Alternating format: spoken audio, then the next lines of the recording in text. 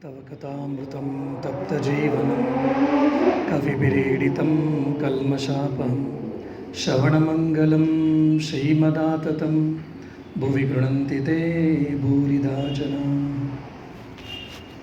ಆತ್ಮೀಯ ಭಕ್ತರೇ, ಒಂದು ವಾರ 10 ದಿವಸದಿಂದ ಕೆಮ್ಮಿ ಗಂಟಲು ಹಾಳಾಗಿದೆ. ಸೊ ಹಾಗಾಗಿ ಪ್ರಾಯಶಃ ಪ್ರತಿ ವಾರದಲ್ಲಿ ಇದ್ದಂತೆ ಸ್ಪಷ್ಟವಾಗಿ ಧ್ವನಿ ಇಲ್ಲದೆ ಇರ್ಬೋದು. ಮಧ್ಯ ಗಂಟಲಿನ ತೊಂದರೆ ಕೊಟ್ಟರೆ ಆವಾಗ ಕೆಮ್ಮು ಬರುವಂಥದ್ದು ಇತ್ಯಾದಿಗಳು ಬರ್ಬೋದು. ದಯವಿಟ್ಟು ಸಹಕರಿಸಿ ಅಂತ ಹೇಳ್ತಾ ಶ್ರೀರಾಮಕೃಷ್ಣ ಕೃಪೆಯಿಂದ ಇವತ್ತಿನ ಉಪನ್ಯಾಸದ ಕುರಿತು ಆಲೋಚನೆಯನ್ನು ಮಾಡೋಣ. ಶ್ರೀರಾಮಕೃಷ್ಣ ಬಗ್ಗೆ ಇದ್ದಂತಹ ಅಪಾರವಾದ ನಂಬಿಕೆ, ಅಪಾರವಾದ ಶ್ರದ್ಧೆ, ಅಪಾರವಾದ ಪ್ರೀತಿ ವಿಶ್ವಾಸಗಳನ್ನು ನೀವು ನೋಡ್ತಾ ಬಂದಿದ್ದೀವಿ ನಾವೆಲ್ಲ. ಶ್ರದ್ಧೆ ಅನ್ನೋದಕ್ಕೆ ಸಂಸ್ಕೃತದಲ್ಲಿ ಆಸ್ತಿಕ್ಯ ಬುದ್ಧಿ ಅಂತ ಕರೀತಾರೆ. ಆಸ್ತಿಕ್ಯ ಬುದ್ಧಿ ಅಂದರೆ ಸಕಾರಾತ್ಮಕವಾದಂಥ ನಂಬಿಕೆ. ನಕಾರಾತ್ಮಕವಾದ ನಂಬಿಕೆ ಕೂಡ ಇರುತ್ತೆ ನಮಗೆ. ಅಂಥದ್ದು ನಾವು ಶ್ರದ್ಧೆ ಅಂತ ಕರೆಯೋದಿಲ್ಲ. ಶ್ರದ್ಧೆ ಅಂದರೆ ಸಕಾರಾತ್ಮಕವಾದ ನಂಬಿಕೆ ಅಂತ ಕರೀತಾರೆ. ಆಸ್ತಿಕ್ಯ ಬುದ್ಧಿ ಅಂತ ಅದನ್ನೇ ಹೇಳ್ತಾರೆ ಶಂಕರಾಚಾರ್ಯರು. ಅಂಥ ಶ್ರದ್ಧೆಯನ್ನು ಮಹಾಶಯ ಇಟ್ಕೊಂಡಿದ್ದ. ಇವನ್ನೆಲ್ಲ ನಾನು ಪ್ರಾಯಶಃ ಪ್ರತಿ ಸಲನೂ ಹೇಳ್ತಾ ಇರ್ತೀನಿ. ಇವನ್ನೆಲ್ಲ ಮತ್ತೆ ಕೇಳ್ತಾ ಇರಬೇಕು. ಮತ್ತೆ ನಾವು ಚಿಂತನ ಮಂತ್ರವನ್ನು ಮಾಡಬೇಕು. ಯಾಕಪ್ಪ ಅಂದರೆ ನಮ್ಮಲ್ಲಿರುವಂಥ ಶ್ರದ್ಧೆ ಸ್ವಲ್ಪ ಮಟ್ಟಿಗೆ ಏನಿದೆಯೋ ಅದು ಹೆಚ್ಚು ಘನೀರೂಪವಾಗಬೇಕು, ಮೂರ್ತ ರೂಪವಾಗಬೇಕು. ಶ್ರದ್ಧೆಯ ಮೂರ್ತ ರೂಪ ನಾವು ಯಾವಾಗ ಆಗ್ತೀವೋ, ಶ್ರದ್ಧೆ ನಮ್ಗೆ ಯಾವಾಗ ಪರಿಪೂರ್ಣತೆಯನ್ನು ಪಡೆತದೋ ಆವಾಗ ಭಗವಂತ ನಮಗೆ ಸಿಕ್ಬಿಡ್ತಾನೆ. ಭಗವಂತ ಸಿಗೋದೇನು, ಭಗವಂತ ನಮ್ಮ ದಾಸನೂ ಆಗಿಬಿಡ್ತಾನೆ. ಅದಕ್ಕೆ ಆ ಶ್ರದ್ಧೆಗೆ ಅಷ್ಟು ಮಹತ್ವವಿದೆ. ಅಂಥ ಶ್ರದ್ಧೆಯನ್ನು ಪಡ್ಕೊಳ್ಳೋದೇ ನಮ್ಮ ಇಡೀ ಜೀವನದ ಸಾಧನೆ.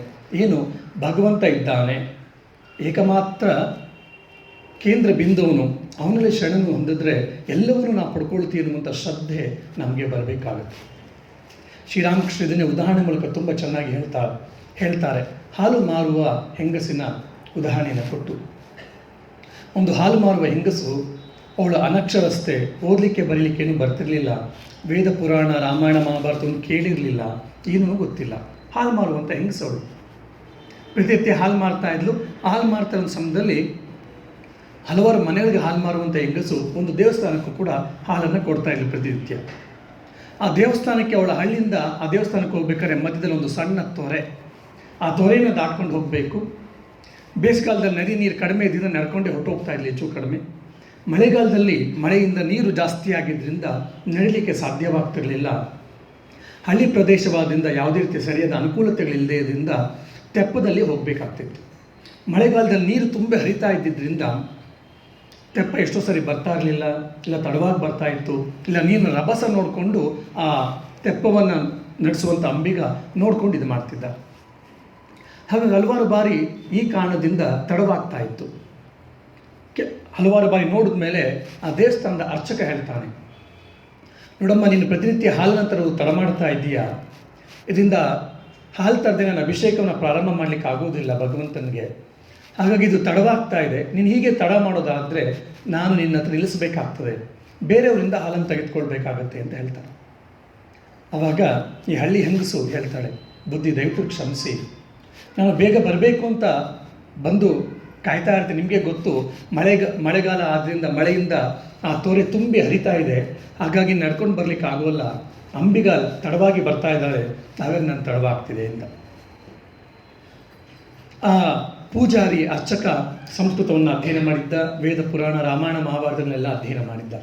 ಹಾಗಾಗಿ ಅವನು ಹೇಳ್ತಾನೆ, ಜನರಲ್ ಕಾಮೆಂಟ್ ಅಂತ ಹೇಳ್ತೀವಲ್ಲ, ಪಾಸಿಂಗ್ ರಿಮಾರ್ಕ್ಸ್ ಅಂತ, ಆ ರೀತಿ ಒಂದು ಸಾಮಾನ್ಯವಾಗಿ ಹೇಳಿಬಿಟ್ಟ, ಏನಮ್ಮ, ಭಗವಂತನ ಹೆಸರು ತೆಗೆದುಕೊಂಡು ಭಗವಂತನ ಹೆಸರು ಹೇಳಿದ್ರೆ ಭವಸಾಗರವನ್ನೇ ದಾಟ್ಬಿಡ್ಬೋದು, ನೀನು ಭಗವಂತನ ಹೆಸರು ಹೇಳಿದ್ರೆ ಒಂದು ತೊರೆ ದಾಟ್ಲಿಕ್ಕೆ ಸಾಧ್ಯ ಇಲ್ವಾ? ಒಬ್ಬ ಸಾಮಾನ್ಯ ಹೆಂಗಸು ಕೇಳ್ತಾಳೆ, ಭಗವಂತನ ಹೆಸರು ತೆಗೆದುಕೊಂಡು ನಾವು ತೊರೆನ ದಾಟ್ಬೋದೇ? ಯಾಕಾಗಲ್ಲ, ಆಗುತ್ತೆ ಅಂತ ಹೇಳ್ತಾರೆ. ಅರ್ಚಕ ಹಾಲನ್ನು ಕೊಟ್ಟು ಆ ಹೆಂಗಸು, ಮುಗ್ಧ ಹೆಂಗಸು ಆ ಅರ್ಚಕನ ಮಾತಿನ ಮೇಲೆ ವಿಶ್ವಾಸವನ್ನು, ನಂಬಿಕೆಯನ್ನು, ಶ್ರದ್ಧೆಯನ್ನು ಇಟ್ಟು ಭಗವಂತನ ನಾಮವನ್ನು ತೆಗೆದುಕೊಳ್ತಾಳೆ. ನಡ್ಕೊಂಡು ಹೋಗ್ಲಿಕ್ಕೆ ಸಾಧ್ಯ ಆಗುತ್ತೆ. ಕೆಲವು ದಿವಸ ಆದಮೇಲೆ ಅರ್ಚಕ ಕೇಳ್ತಾಳೆ, ನೀನು ಇತ್ತೀಚೆಗೆ ತಡವಾಗಿ ಬರ್ತಿಲ್ವಲ್ಲ, ಅಂಬಿಕಾ ಸರಿಯಾದ ಸಮಯಕ್ಕೆ ಬರ್ತಿದ್ದಾನ ಅಂತ ಕೇಳಿದ್ರೆ, ಇಲ್ಲ. ಮತ್ತು ಹೇಗೆ ಸಮಯಕ್ಕೆ ಸರಿಯಾಗಿ ಬರ್ತಾ ಇದ್ದೀಯಾ? ನೀವು ಹೇಳಿದಂತೆ ಭಗವನ್ ನಾಮ ಜಪವನ್ನು ಮಾಡ್ತಾ ತೊರಿನ ದಾಟ್ತಾ ಇದ್ದೇನೆ. ಅರ್ಚಕನಿಗೆ ಇದೆಲ್ಲ ನನ್ನ ರಾಮಾಯಣ ಮಹಾಭಾರತದಲ್ಲಿ ಓದಿದ್ದೌದು, ನಿಜವಾಗ್ಲೂ ಆಗುತ್ತೆಯೇ ಅಂತ ಅವನಿಗೆ ಅವನ ಮೇಲೆ ಸಂಶಯ. ನೀನು ಸುಳ್ಳು ಹೇಳ್ತಾ ಇದೀಯಾ, ನಿಜ ಹೇಳು. ಇಲ್ಲ ಅರ್ಚಕ್ರೆ, ಇಲ್ಲ ಬುದ್ಧಿ, ಇಲ್ಲ ಸ್ವಾಮಿ, ಸತ್ಯವನ್ನೇ ನಾನು ಹೇಳ್ತಾ ಇದ್ದೀನಿ. ಹಾಗಾದ್ರೆ ತಡಿ, ನಾನು ಪೂಜೆನ ಮುಗಿಸಿ ಬರ್ತೇನೆ, ನೋಡ್ತೀನಿ ನಾನೇ ಕಣ್ಣಾರೆ ಅಂತ ಹೇಳ್ತಾನೆ. ಪೂಜೆನ ಮುಗಿಸ್ದ, ಪ್ರಸಾದವನ್ನು ಕೊಟ್ಟ. ಪ್ರಸಾದವನ್ನು ಇಬ್ಬರು ಅರ್ಚಕರು ಮತ್ತು ಆ ಹಾಲು ಮಾರುವ ಹೆಂಗಸು ಇಬ್ಬರು ಅಲ್ಲೇ ತಿಂದು ಕೈ ತೊಳ್ಕೊಂಡು ಬರ್ತಾರೆ. ಸಾಮಾನ್ಯವಾಗಿ ಪ್ರತಿ ದಿವಸ ಬಂದಂತೆ ಈ ಹಾಲು ಮಾರುವ ಹೆಂಗಸು ಭಗವನ್ನಾಮ ಜಪವನ್ನು ಮಾಡ್ತಾ ತೋರಿನ ದಾಟ್ಕೊಂಡು ಬರ್ತಾ ಇದ್ದಾಳೆ. ಈ ಅರ್ಚಕರು ನೋಡಿ, ನನ್ನ ಹೆಸರಲ್ಲಿ ಇಷ್ಟೊಂದು, ನನ್ನ ಮಾತಲ್ಲಿ ಇಷ್ಟೊಂದು ಶಕ್ತಿ ಇದೆ ಅಂತ ನನಗೆ ಗೊತ್ತಿರಲಿಲ್ವಲ್ಲ ಅಂತೇಳಿ ಅವನಿಗೆ ಅನಿಸುತ್ತೆ. ಅವನು ತೊರೆ ಹತ್ರ ಹೋಗ್ತಾನೆ, ಭಗವಂತನ ಜಪವನ್ನು ಮಾಡಲಿಕ್ಕೆ ಪ್ರಾರಂಭ ಮಾಡ್ತಾನೆ. ಭಗವಂತನ ಜಪವನ್ನು ಮಾಡ್ತಾ ಪಂಚೆನ ಸ್ವಲ್ಪ ಮೇಲಕ್ಕೆ ಎತ್ತಿ ನಡಿಲಿಕ್ಕೆ ಪ್ರಾರಂಭ ಮಾಡ್ತಾನೆ. ಅವನಿಗೆ ಒಳಗಡೆ ಭಯ, ಎಲ್ಲಿ ನಾನು ತೊರೆ ಒಳಗೆ ಮುಳುಗೋಗ್ತೀನಿ ಅಂತ. ಹಾಲು ಮಾರುವ ಹೆಂಗಸು ನೋಡ್ತಾಳೆ, ಹಿಂದೆ ಮುಂದೆ ನೋಡ್ತಾ ಇದ್ದಾನೆ. ಅರ್ಚಕ, ಏನು ಸ್ವಾಮಿ ಬಾಯಲ್ಲೇನೋ ನಾಮಜಪವನ್ನು ಮಾಡ್ತಾ ಇದ್ದೀರಾ, ಪಂಚೆಯನ್ನು ಮೇಲಕ್ಕೆ ಎತ್ತಿದ್ದೀರಾ, ಅಂದ್ರೆ ಅರ್ಥ ಏನು, ನೀವು ಮುಳುಗೋಗ್ತೀರಾ ಅಂತೇಳಿ, ಅಂದರೆ ನಿಮಗೆ ಭಗವನ್ ನಾಮದಲ್ಲಿ ಶ್ರದ್ಧೆ ಇಲ್ವಲ್ಲ, ಅಯ್ಯೋ ಅಂತ ಹೇಳಿ ಆ ಹೆಂಗಸು ನಡ್ಕೊಂಡು ಹೋಗ್ತಾಳೆ. ಇವು 2-3 ಬಾರಿ ಅರ್ಚಕ ಪ್ರಯತ್ನವನ್ನು ಮಾಡ್ತಾನೆ. ನೀರಲ್ಲಿ ಮುಳುಗುವಂಥ ಪ್ರಮೇಯ ಬರುತ್ತೆ, ವಾಪಸ್ ಹೊರಟೋಗ್ತಾನೆ. ಅರ್ಚಕನಿಗೆ ಬೌದ್ಧಿಕ ಜ್ಞಾನವೇನೋ ಇತ್ತು, ಭಗವನ್ನಾಮ ಜಪದಿಂದ ಭವಸಾಗರವನ್ನು ದಾಟ್ತೀವಿ ಅಂತ. ಭವಸಾಗರವನ್ನಿರಲಿ, ಸಾಮಾನ್ಯವಾದ ಒಂದು ಸಣ್ಣ ತೊರೆಯನ್ನು ದಾಟ್ಲಿಕ್ಕೆ ಆಗಲಿಲ್ಲ ಅವ್ನಿಗೆ. ಯಾಕಪ್ಪ ಅಂದರೆ ಶ್ರದ್ಧೆಯ ಕೊರತೆ. ಸೊ ಈ ನಂಬಿಕೆ ವಿಶ್ವಾಸ ಯಾವಾಗ ಕಾರ್ಯಗತವಾಗುತ್ತೋ, ನಾವು ಕಾರ್ಯರೂಪಕ್ಕೆ ನಾವು ಯಾವಾಗ ತರ್ತೀವೋ ಆವಾಗ ಅದನ್ನು ನಾವು ಶ್ರದ್ಧೆ ಅಂತ ಕರಿತೀವಿ. ಸೊ ಈ ನಂಬಿಕೆಗೂ ಮತ್ತು ಶ್ರದ್ಧೆಗಿರುವಂಥ ವ್ಯತ್ಯಾಸವೇ ಇದು. ನಂಬಿಕೆ ಅಂದರೆ ಬೌದ್ಧಿಕವಾಗಿ ಹೌದು ಅಂತ ನಮ್ಗನ್ಸುತ್ತೆ, ಶ್ರದ್ಧೆ ಆದರೆ ಅದನ್ನು ನಾವು ಕಾರ್ಯರೂಪಕ್ಕೆ ತಂದಾಗ. ಭಗವಂತ ನಾರಾಯಣ, ಶ್ರೀಮನ್ನಾರಾಯಣ ಇದ್ದಾನೆ ಅಂತೇಳಿ ಪ್ರಹ್ಲಾದನಿಗೆ ನಂಬಿಕೆ ಬಂತು. ಹಾಗಾಗಿ ಅವನು ಆ ಚಿಕ್ಕ ವಯಸ್ಸಿನಲ್ಲೇ ಅವನು ತಪಸ್ಸನ್ನು ಮಾಡಿ ಶ್ರೀಮನ್ನಾರಾಯಣನ ಒಲಿಸ್ಕೊಂಡ. ಇನ್ನು ಕಠೋಪನಿಷತ್ತಿನ ಉಪನ್ಯಾಸಗಳು ಯಾರ್ಯಾರು ಬಂದು ಕೇಳಿರ್ತೀರೋ ಅಲ್ಲಿ ಗೊತ್ತಾಗುತ್ತೆ ನಚಿಕೇತನ ಶ್ರದ್ಧೆ. ಅವನ ಮೇಲೆ ಅವನಿಗೆ ಎಂಥ ಶ್ರದ್ಧೆ ಇತ್ತು. ಇಂತಹ ಶ್ರದ್ಧೆಯನ್ನು ನಾವು ಪಡ್ಕೊಳ್ಬೇಕಾದ್ರೆ ಮತ್ತೆ ಮತ್ತೆ ಭಗವಂತನ ಹೆಸರನ್ನು ಜಪವನ್ನು ಮಾಡ್ತಾ, ಪ್ರಾರ್ಥನೆಯನ್ನು ಮಾಡ್ತಾ, ಧ್ಯಾನ ಸಾಧನೆಗಳನ್ನು ಮಾಡ್ತಾ ಅವನ ಕೃಪೆಗೆ ನಾವು ಪಾತ್ರರಾಗಬೇಕು. ಆ ಕೃಪೆಗೆ ಪಾತ್ರ ಆಗೋಕ್ಕೋಸ್ಕರ, ನಮಗೆ ಹೌದು ಅಂತ ಅನ್ನಿಸ್ಲಿಕ್ಕೋಸ್ಕರ ಮತ್ತೆ ಮತ್ತೆ ಈ ವಿಚಾರಗಳನ್ನು, ಸದ್ವಿಚಾರಗಳನ್ನು ನಾವು ಕೇಳ್ತಾನೆ ಇರಬೇಕು. ಶ್ರೀರಾಮಕೃಷ್ಣ ಮೇಲೆ ಎಂಥ ಗೌರವ, ಪ್ರೀತಿ, ವಿಶ್ವಾಸ ಮಾಸ್ಟರ್ ಮಹಾಶಯನಿಗಿತ್ತು ನಾವು ನೋಡಿದ್ದೀವಿ. ಮಾಸ್ಟರ್ ಮಹಾಶಯ ಶ್ರೀರಾಮಕೃಷ್ಣರನ್ನ ಕಾಶೀಪುರಕ್ಕೆ ಅವರ ವೈದ್ಯಕೀಯ ತಪಾಸಣೆಗೆ ಸುಲಭವಾಗಿ ಅಂತ ಕರ್ಕೊಂಡು ಬಂದಾಗ ಹಿಂದೆ ಹೋಗಿ ದಕ್ಷಿಣೇಶ್ವರಕ್ಕೆ ಹೋಗಿ ಅಲ್ಲಿರುವಂಥವ್ರಿಗೆ ಆಗಿನ ಕಾಲದಲ್ಲಿ 8-10 ರೂಪಾಯಿ ಕೊಡ್ತಾನೆ. ಏನಕ್ಕೆ? ಶ್ರೀರಾಮಕೃಷ್ಣ ದಕ್ಷಿಣೇಶ್ವರಕ್ಕೆ ಮರಳಿ ಬಂದಾಗ ಆ ಮನೆಯಲ್ಲಿ ಆ ಕೋಣೆ ಚೆನ್ನಾಗಿರಲಿ ಅಂತೇಳಿ ಕ್ಲೀನನ್ನು ಮಾಡಿ ಸುಣ್ಣ ಬಣ್ಣವನ್ನು ಬಳಿರಿ ಅಂತೇಳಿ ಮಾಸ್ಟರ್ ಮಹಾಶಯ ಗೋಪ್ಯವಾಗಿ ಯಾರಿಗೂ ಗೊತ್ತಿಲ್ಲದೆ ಕೊಟ್ಟು ಬರ್ತಾನೆ. ಅಂದರೆ ಅವನ ಗುರು ಮೇಲೆ ಎಂಥ ಅಪಾರವಾದ ಪ್ರೀತಿ ಇತ್ತು. ಶ್ರೀರಾಮಕೃಷ್ಣರು ಒಂದು ಕಡೆ ರೋಗಶೈಲಿ ಮಲಗಿದ್ದಾರೆ, ಮುಗಿದು ವಾಪಸ್ ಹೋಗೋಷ್ಟೊತ್ತಿಗೆ ನನ್ನ ಪ್ರಭುಗೆ ಯಾವುದೇ ರೀತಿಯ ಸಮಸ್ಯೆ ಆಗಬಾರ್ದು ಅಂತ ಅವನ ಆಲೋಚನೆ ಹೇಗಿತ್ತು ನೋಡಿ. ಇದು ಪ್ರೀತಿಯ ಪರಾಕಾಷ್ಠೆಯನ್ನು ನಾವು ಕಾಣ್ಬೋದು. ಹೇಗೆ ಭಕ್ತ ಭಗವಂತನನ್ನು ಪ್ರೀತಿಸಲಿಕ್ಕೆ ಸಾಧ್ಯ ಅನ್ನುವಂಥದ್ದಕ್ಕೆ ಈ ಮಾಸ್ಟರ್ ಮಹಾಶಯನ ಉತ್ತಮ ನಿದರ್ಶನ. ಹಾಗಾಗಿ ಅವನು ಶ್ರೀರಾಮಕೃಷ್ಣ ಅಷ್ಟು ಪ್ರೀತಿಸಿದಿಂದ ಅವನೊಬ್ಬ ಬ್ರಹ್ಮಜ್ಞಾನಿಯಾದ. ಶ್ರೀರಾಮಕೃಷ್ಣರು ಅವರ ಎಲ್ಲ ತನವನ್ನು ಅವನಿಗೆ ಕೊಡ್ತಾರೆ. ಅವನ ಎಲ್ಲ ಕೃಪೆಯನ್ನು ಶ್ರೀರಾಮಕೃಷ್ಣ ಮಾಸ್ಟರ್ ಮಹಾಶಯನ ಮೇಲೆ ಮಾಡ್ತಾರೆ. ಮತ್ತು ಅವರ ವೈಯಕ್ತಿಕ ಜೀವನಗಳ ಸಂಬಂಧಪಟ್ಟ ಘಟನೆಗಳನ್ನು ಕೂಡ, ಬೇರೆಯವ್ರ ಹತ್ರ ಹೇಳಿದಿರುವಂಥ ಘಟನೆಗಳನ್ನು ಕೂಡ ಮಾಸ್ಟರ್ ಮಹಾಶಯನ ಹತ್ರ ಹೇಳ್ತಾರೆ. ಯಾಕೆಂದರೆ ಆ ಉಪಕರಣ, ಮಾಸ್ಟರ್ ಮಹಾಶಯ ಉಪಕರಣ ಅನ್ನುವಂಥ ಒಂದು ಉಪಕರಣ ಅದ್ಭುತವಾಗಿ ತಯಾರಿಯಾಗಿತ್ತು. ಭಗವನ್ನಾಮ ಜಪದಿಂದ, ಭಗವದ್ ಪ್ರೀತಿಯಿಂದ. ಶ್ರೀರಾಮಕೃಷ್ಣನ ಸೇವೆ ಮಾಡ್ತಾ ಇದ್ದಾನೆ. ಬೆಳಗ್ಗೆ ಹೇಳ್ತಾನೆ, ಬೆಳಗ್ಗೆ ಎದ್ದು ಕಾಶೀಪುರಕ್ಕೆ ಬಂದ. ಕಾಶೀಪುರದ ಶ್ರೀರಾಮಕೃಷ್ಣ ಸೇವೆಯನ್ನು ಮಾಡ್ದ. ಶಾಲೆಗೆ ಹೋಗ್ತಾನೆ. ಶಾಲೆಯಲ್ಲಿ ಯಾಕಂದರೆ ಅವ್ನ ಕೈಂಕರ್ಯ ಕೆಲಸ, ಕರ್ತವ್ಯ ಮಾಡಬೇಕು. ಅವನ ಕರ್ತವ್ಯವನ್ನು ಮಾಡ್ತಾನೆ.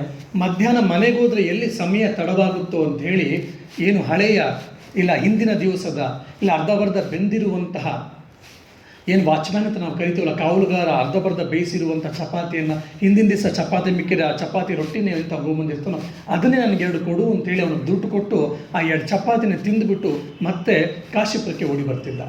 ಆ ಸಮಯ ನಾನು ಮನೆಗೆ ಹೋದ ಆರಾಮಾಗಿ ಊಟವನ್ನು ಮಾಡ್ಬೋದಿತ್ತು, ರಸಾದ್ವಾದ ಮಾಡ್ಬೋದಿತ್ತು. ಆದರೆ ಅವನೇನೆಂದರೆ ಆ 2 ಚಪಾತಿ ತಿಂದು ಬೇಗ ನಾನು ಹೋಗಿಬಿಟ್ರೆ ಸ್ವಲ್ಪ ಸಮಯ ಸಿಗುತ್ತೆ, ಅಲ್ಲಿ ಶ್ರೀರಾಮಕೃಷ್ಣ ನೋಡಿ ಅವರ ಸೇವೆಯನ್ನು ಮಾಡಿ ಮತ್ತೆ ನಾನು ಕರ್ತವ್ಯಕ್ಕೆ ಹಾಜರಾಗ್ಬೋದು ಅಂತ. ಇದು 1 ದಿವಸ ಅಲ್ಲ, 2 ದಿವಸ ಅಲ್ಲ, ಅನೇಕ ದಿನಗಳು, ಕೆಲವು ತಿಂಗಳುಗಳು ಮಾಡ್ತಾನೆ ಮಾಸ್ಟರ್ ಮಹಾಶಯ.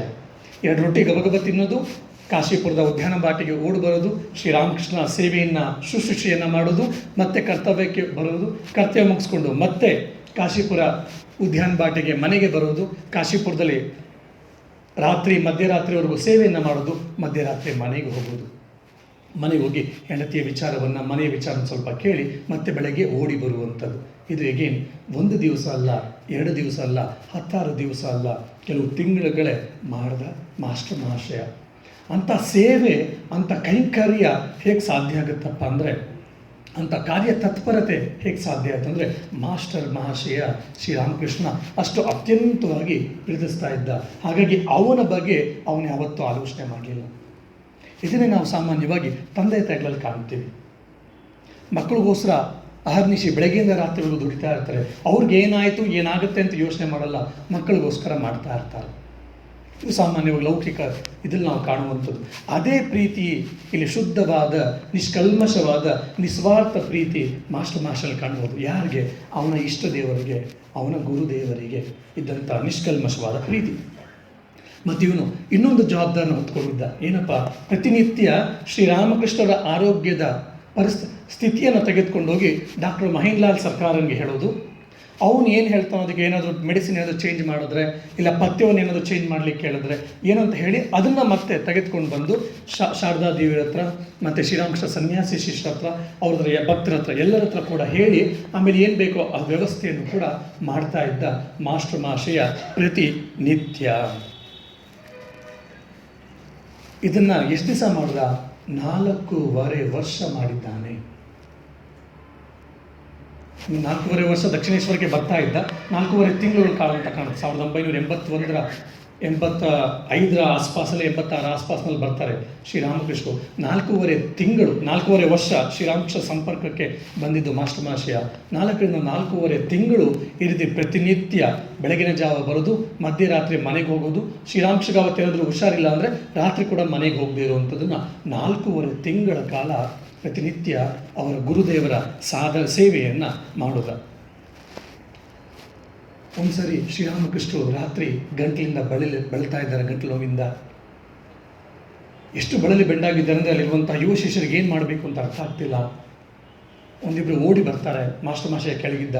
ಶ್ರೀರಾಮಕೃಷ್ಣರು ತುಂಬ ನೋವಿನಿಂದ ಒದ್ದಾಡ್ತಾ ಇದ್ದಾರೆ ಅಂತ ಹೇಳಿದಾಗ ಮಾಸ್ಟರ್ ಮಹಾಶಯ ಓಡಿ ಬರ್ತಾನೆ ಕೋಣೆಗೆ. ಆವಾಗ ಮಾಸ್ಟರ್ ಮಹಾಶಯ ಶ್ರೀರಾಮಕೃಷ್ಣ ಹತ್ರ ಹೇಳ್ತಾರೆ, ಸ್ವಲ್ಪವಾದರೂ ಊಟ ಮಾಡೋದು ಒಳ್ಳೆಯದು. ಈ ಊಟ ಮಾಡದಿದ್ದರೆ ನಿಮಗೆ ಶಕ್ತಿ ಹೇಗೆ ಸಿಗುತ್ತೆ? ಹಾಗಾಗಿ ದಯವಿಟ್ಟು ಸ್ವಲ್ಪವಾದರೂ ಊಟವನ್ನು ಮಾಡಿ. ನೀವು ಮತ್ತೆ ಮತ್ತೆ ಭಗವತಿಯ ಬಗ್ಗೆ ಆಲೋಚನೆಯನ್ನು ಮಾಡದೇ ಇರಿ. ನೀವು ಭಗವತಿ ಆಲೋಚನೆಯನ್ನು ಮಾಡ್ತಾ ಇರೋದ್ರಿಂದ ಮೈಯೆಲ್ಲ ಗೌಡ್ತಾ ಇದೆ. ಡಾಕ್ಟ್ರು ಕೂಡ ಹೇಳಿದ್ದಾರೆ, ನೀವು ಮತ್ತೆ ಮತ್ತೆ ಸಮಾಧಿಗೆ ಹೋಗಬಾರ್ದು, ಭಗವಂತನ ಕುರಿತು ಆಲೋಚನೆಯನ್ನು ಮಾಡಬಾರ್ದು ಅಂತ ಹೇಳಿದ್ದಾರೆ. ದಯವಿಟ್ಟು ಅದನ್ನು ಸ್ವಲ್ಪ ನಿಲ್ಲಿಸಿ, ಸ್ವಲ್ಪ ನಿಮ್ಮ ದೇಹದ ಬಗ್ಗೆ ಆಲೋಚನೆಯನ್ನು ಮಾಡಿ, ಸ್ವಲ್ಪವಾದರೂ ಊಟವನ್ನು ಸ್ವೀಕರಿಸಿ ಅಂತೇಳಿ ಮಾಸ್ಟರ್ ಮಹಾಶಯ ಹೇಳ್ತಾನೆ. ಅಷ್ಟೊತ್ತಿಗಾಗಲೇ ಹಲವಾರು ಜನ ಶಿಷ್ಯರು ಹೇಳಿದರು. ಆದರೆ ಶ್ರೀರಾಮಕೃಷ್ಣರು ಇದನ್ನು ಕೇಳಲಿಲ್ಲ. ಆದರೆ ಮಾಸ್ಟರ್ ಮಹಾಶಯ ಎಷ್ಟು ಪ್ರೀತಿಯಿಂದ ಮೃದುವಾಗಿ ಎಷ್ಟು ಶ್ರೀರಾಮಕೃಷ್ಣ ಮೇಲೆ ಹೇಳಿದ ಅಂದರೆ, ನೀನು ಹೇಳ್ದಂಗೆ ಆಗಲಿ ಅಂತೇಳಿ ಶ್ರೀರಾಮಕೃಷ್ಣರು ಆಯಿತು ಏನಾದರೂ ತಂದುಕೊಡು ಅಂತ ಹೇಳಿದಾಗ ಆ ಗಂಜಿಯನ್ನು, ರವೆ ಗಂಜಿಯನ್ನು ಏನು ಮಾಡಿರ್ತಾರೆ ತಂದು ಕೊಡ್ತಾರೆ. ಸ್ವಲ್ಪ 1 ಕಪ್ಪಿನಷ್ಟು ಇಲ್ಲ ಅರ್ಧ ಕಪ್ಪಿನಷ್ಟು ಗಂಜಿಯನ್ನು ಶ್ರೀರಾಮಕೃಷ್ಣ ಕುಡಿತಾರೆ. ಸೊ ಹಾಗಾಗಿ ಯಾವಾಗ ಶ್ರೀರಾಮಕೃಷ್ಣರು ಅತ್ಯಂತವಾಗಿ ಹಠ ಮಾಡ್ತಾಯಿದ್ರು ಅಂಥ ಸಮಯದಲ್ಲಿ ಇಲ್ಲ ನರೇಂದ್ರ, ಇಲ್ಲ ಈ ಮಾಸ್ಟರ್ ಮಹಾಶಯ, ಇವರಿಬ್ಬರು ಮಾತ್ರ ಶ್ರೀರಾಮಕೃಷ್ಣನ ಕಂಟ್ರೋಲ್ ಮಾಡಲಿಕ್ಕೆ ಆಗ್ತಾ ಇತ್ತು. ಯಾಕಂದ್ರೆ ನರೇಂದ್ರನ ಮೇಲೆ ಅಂಥ ಅಪಾರವಾದ ಪ್ರೀತಿ ಇತ್ತು ಶ್ರೀರಾಮಕೃಷ್ಣಗೆ. ಹಾಗಾಗಿ ಮತ್ತು ಈ ಮಾಸ್ಟರ್ ಮಹಾಶಯ ಕೂಡ ಅವನ ಗುರುದೇವನನ್ನು, ಅವನ ಇಷ್ಟ ದೇವನನ್ನು ಹೇಗೆ ಪ್ರೀತಿಯಿಂದ ಬಂಧಿಸಿದ್ದ ಅಂತೇಳಿ ನಮಗೆ ಇಲ್ಲೊಂದು ಉತ್ತಮ ನಿದರ್ಶನ ನಮಗೆ ಸಿಗುತ್ತೆ. ಅವ್ರು ಬಂದು ಹೇಳಿದ ತಕ್ಷಣ ಆಯಿತು ಅಂತೇಳಿ ಶ್ರೀರಾಮಕೃಷ್ಣರು ಸ್ವಲ್ಪ ಗಂಜಿಯನ್ನು ಕುಡಿತಾರೆ. ಸ್ವಲ್ಪ ಹೊಟ್ಟೆ ತಣ್ಣಗಾಯಿತು ಅಂಥೇಳಿ ಆಮೇಲೆ ಶ್ರೀರಾಮಕೃಷ್ಣರು ಸನ್ನೆಯ ಮೂಲಕ ತೋರಿಸ್ತಾರೆ. ಆವಾಗ ಯುವ ಸನ್ಯಾಸಿ ಶಿಷ್ಯರಿಗೆ, ಬೇರೆಯವರೆಲ್ಲರಿಗೂ ಕೂಡ ತುಂಬ ಮನಸ್ಸಿಗೆ ಸಮಾಧಾನ ನೀರಾಳವಾಗ್ತದೆ. ಇನ್ನೊಂದು 2 ದಿವಸ ಆಗಿದೆ. ಶ್ರೀರಾಮಕೃಷ್ಣರು ಅದೇ ರೀತಿಯಾದಂತಹ ಗಂಟಲು ನೋವಿಂದ ಬಳಲ್ತಾ ಇದ್ದಾರೆ. ಆದರೆ ಆ ಸಮಯದಲ್ಲಿ ಶ್ರೀರಾಮಕೃಷ್ಣ ಪರಿಸ್ಥಿತಿ ಹೇಗಿತ್ತು ಅಂತೇಳಿ ಮಾಸ್ಟರ್ ಮಹಾಶಯ ಬರ್ಕೊಳ್ತಾನೆ. ಶ್ರೀರಾಮಕೃಷ್ಣಗೆ ಒಂದು ಅಸ್ಥಿಪಂಜರದ ಮೇಲೆ ಏನಾದರೂ ಒಂದು ಬಟ್ಟೆಯನ್ನು ಹೊದಿಕೆ ಮಾಡಿದರೆ ಹೇಗಾಗಿರುತ್ತೋ ಆ ರೀತಿ ಆಗಿದ್ದು ಶ್ರೀರಾಮಕೃಷ್ಣರು. ಮೂಳೆ ಕ್ಲೀನಾಗಿ, ನಾವು ಎಷ್ಟು ಮೂಳೆಗಳಿದೆ ಅವ್ರ ದೇಹದಲ್ಲಿ ಅಂತ ನಾವು ಎಣಿಸ್ಬೋದಿತ್ತು, ಆ ರೀತಿ ಆಗಿಬಿಟ್ಟಿದ್ದು ಶ್ರೀರಾಮಕೃಷ್ಣರು. ಆದರೆ ಅವರ ಮುಖದಲ್ಲಿ ಯಾವಾಗಲೂ ಅವರ್ಣನೀಯ ಒಂದು ಕಾಂತಿ ಮಂದಹಾಸ ಯಾವಾಗಲೂ ಕಾಣಿಸ್ತಿತ್ತು. ಅವ್ರು ಯಾವತ್ತೂ ಸಪ್ಪೆ ಮೋರೆ ಹಾಕ್ಕೊಂಡು ಕೂತ್ಕೊಳ್ಳಿಲ್ಲ, ಬೇಜಾರು ಮಾಡ್ಕೊಂಡಿರಲಿಲ್ಲ, ಅಳ್ತಾ ಇರಲಿಲ್ಲ. ಬದಲಾಗಿ ಆ ಸ್ವರ್ಗ ಸದೃಶವಾದಂಥ ಮಂದಹಾಸ ಅವ್ರ ಮುಖದಲ್ಲಿ ನಾನು ಯಾವತ್ತೂ ಪ್ರತಿನಿತ್ಯ ನೋಡ್ತಾ ಇದ್ದೆ ಅಂತ ಅವನ ಡೈರಿಯಲ್ಲಿ ಮಾಸ್ಟರ್ ಮಹರ್ಷಿ ಬರ್ಕೊಳ್ತಾನೆ. ಇದು ಪ್ರಾಯಶಃ ಇದು ನಮಗೆ ಆದರ್ಶವಾಗಬೇಕು. ಎಂಥ ಕಷ್ಟಗಳ ಸಮಯದಲ್ಲೂ ಕೂಡ ನಮ್ಮ ಆರಾಧ್ಯ ದೇವರಾದ ಶ್ರೀರಾಮಕೃಷ್ಣರು ಯಾವತ್ತೂ ಕೂಡ ಜೊಲ್ಮುರೆ ಹಾಕ್ಕೊಂಡು ಕೂತಿರಲಿಲ್ಲ, ಬೇಜಾರು ಮುಖ ಮಾಡ್ಕೊಂಡಿರಲಿಲ್ಲ. ಕೆಲವೇ ದಿವಸಗಳಲ್ಲಿ ಪ್ರಾಣ ಪಕ್ಷಿ ಹಾರಿ ಹೋಗುತ್ತೆ, ಅಂಥ ಸಮಯದಲ್ಲೂ ಕೂಡ ಗಂಟ್ಲು ಕ್ಯಾನ್ಸರ್ ಬಂದಿದ್ದು ಕೂಡ ಶ್ರೀರಾಮಕೃಷ್ಣರು ನಗುತ್ತಾ ಇದ್ದರು ಅಂತೇಳಿ ಮಾಸ್ಟರ್ ಮಹರ್ಷಿ ಹೇಳ್ಕೊಳ್ತಾರೆ. ಇದನ್ನು ನಾವು ಭಾವಿಸಬೇಕು. ಧ್ಯಾನಕ್ಕೆ ಕೂತಾಗ ಶ್ರೀರಾಮಕೃಷ್ಣರು ಅದೊಂದು ಸುಮ್ಮನೆ ಭಾವಚಿತ್ರವಾಗಬಾರ್ದು, ಅದೊಂದು ಮೂರ್ತಿ ಆಗಿರಬಾರ್ದು, ಇಲ್ಲ ಅದೊಂದು ಫೋಟೋ ಆಗಿರಬಾರ್ದು. ಈ ಎಲ್ಲ ಘಟನೆಗಳನ್ನು ಯಾಕೆ ಇಷ್ಟು ನಾನು ಬಿಡಿಸಿ ಹೇಳ್ತಾ ಇದ್ದೀನಿ ಅಂದರೆ, ನಾವು ಧ್ಯಾನಕ್ಕೆ ಕೂತಾಗ, ಜಪಕ್ಕೆ ಕೂತಾಗ, ಇಲ್ಲ ನಾವು ಪ್ರಾರ್ಥನಾ ಮಂದಿರದಲ್ಲಿ ಶುಭಕರ ಸುಂದರ ನಿನ್ನ ದರ್ಶನ ಅನ್ನುವಂಥ ಭಜನೆ ಕೇಳಿದಾಗ ನಮಗೆ ಈ ಘಟನೆಗಳೆಲ್ಲ ನಮ್ಮ ಮುಂದೆ ಬಂದು ಹೋಗಬೇಕು. ಶ್ರೀರಾಮಕೃಷ್ಣರು ಗಂಟಲು ಕ್ಯಾನ್ಸರಿಂದ ಬಂದು ಬಳಲಿ ಬರೇ ಒಂದು ಅಸ್ಥಿ ಪಂಜರವಾಗಿರುವಂಥ ಸಮಯದಲ್ಲೂ ಕೂಡ ಅವ್ರ ಮುಖದಲ್ಲಿ ಅವರ್ಣನೀಯವಾದ ಕಾಂತಿ ಇತ್ತು, ಸ್ವರ್ಗ ಸದೃಶವಾದ ಮಂದಹಾಸ ಇತ್ತು. ಅಂದರೆ ಇನ್ನು ಸಾಮಾನ್ಯವಾಗಿದ್ದಾಗ ಅವ್ರು ಹೇಗಿರ್ಬೋದು ಅಂಥೇಳಿ ನಾವು ಭಾವಿಸ್ತಾ ಆ ರೀತಿಯ ಮಂದಹಾಸ ಭರಿತರಾದ ಭಗವಾನ್ ಶ್ರೀರಾಮಕೃಷ್ಣರ ಭಾವಚಿತ್ರವನ್ನು, ಅಂಥ ಸುಂದರವಾದ ಮೂರ್ತಿಯನ್ನು ನಾವು ಭಾವಿಸಬೇಕು ಧ್ಯಾನವನ್ನು ಮಾಡ್ತಾ ಇರೋ ಸಮಯದಲ್ಲಿ.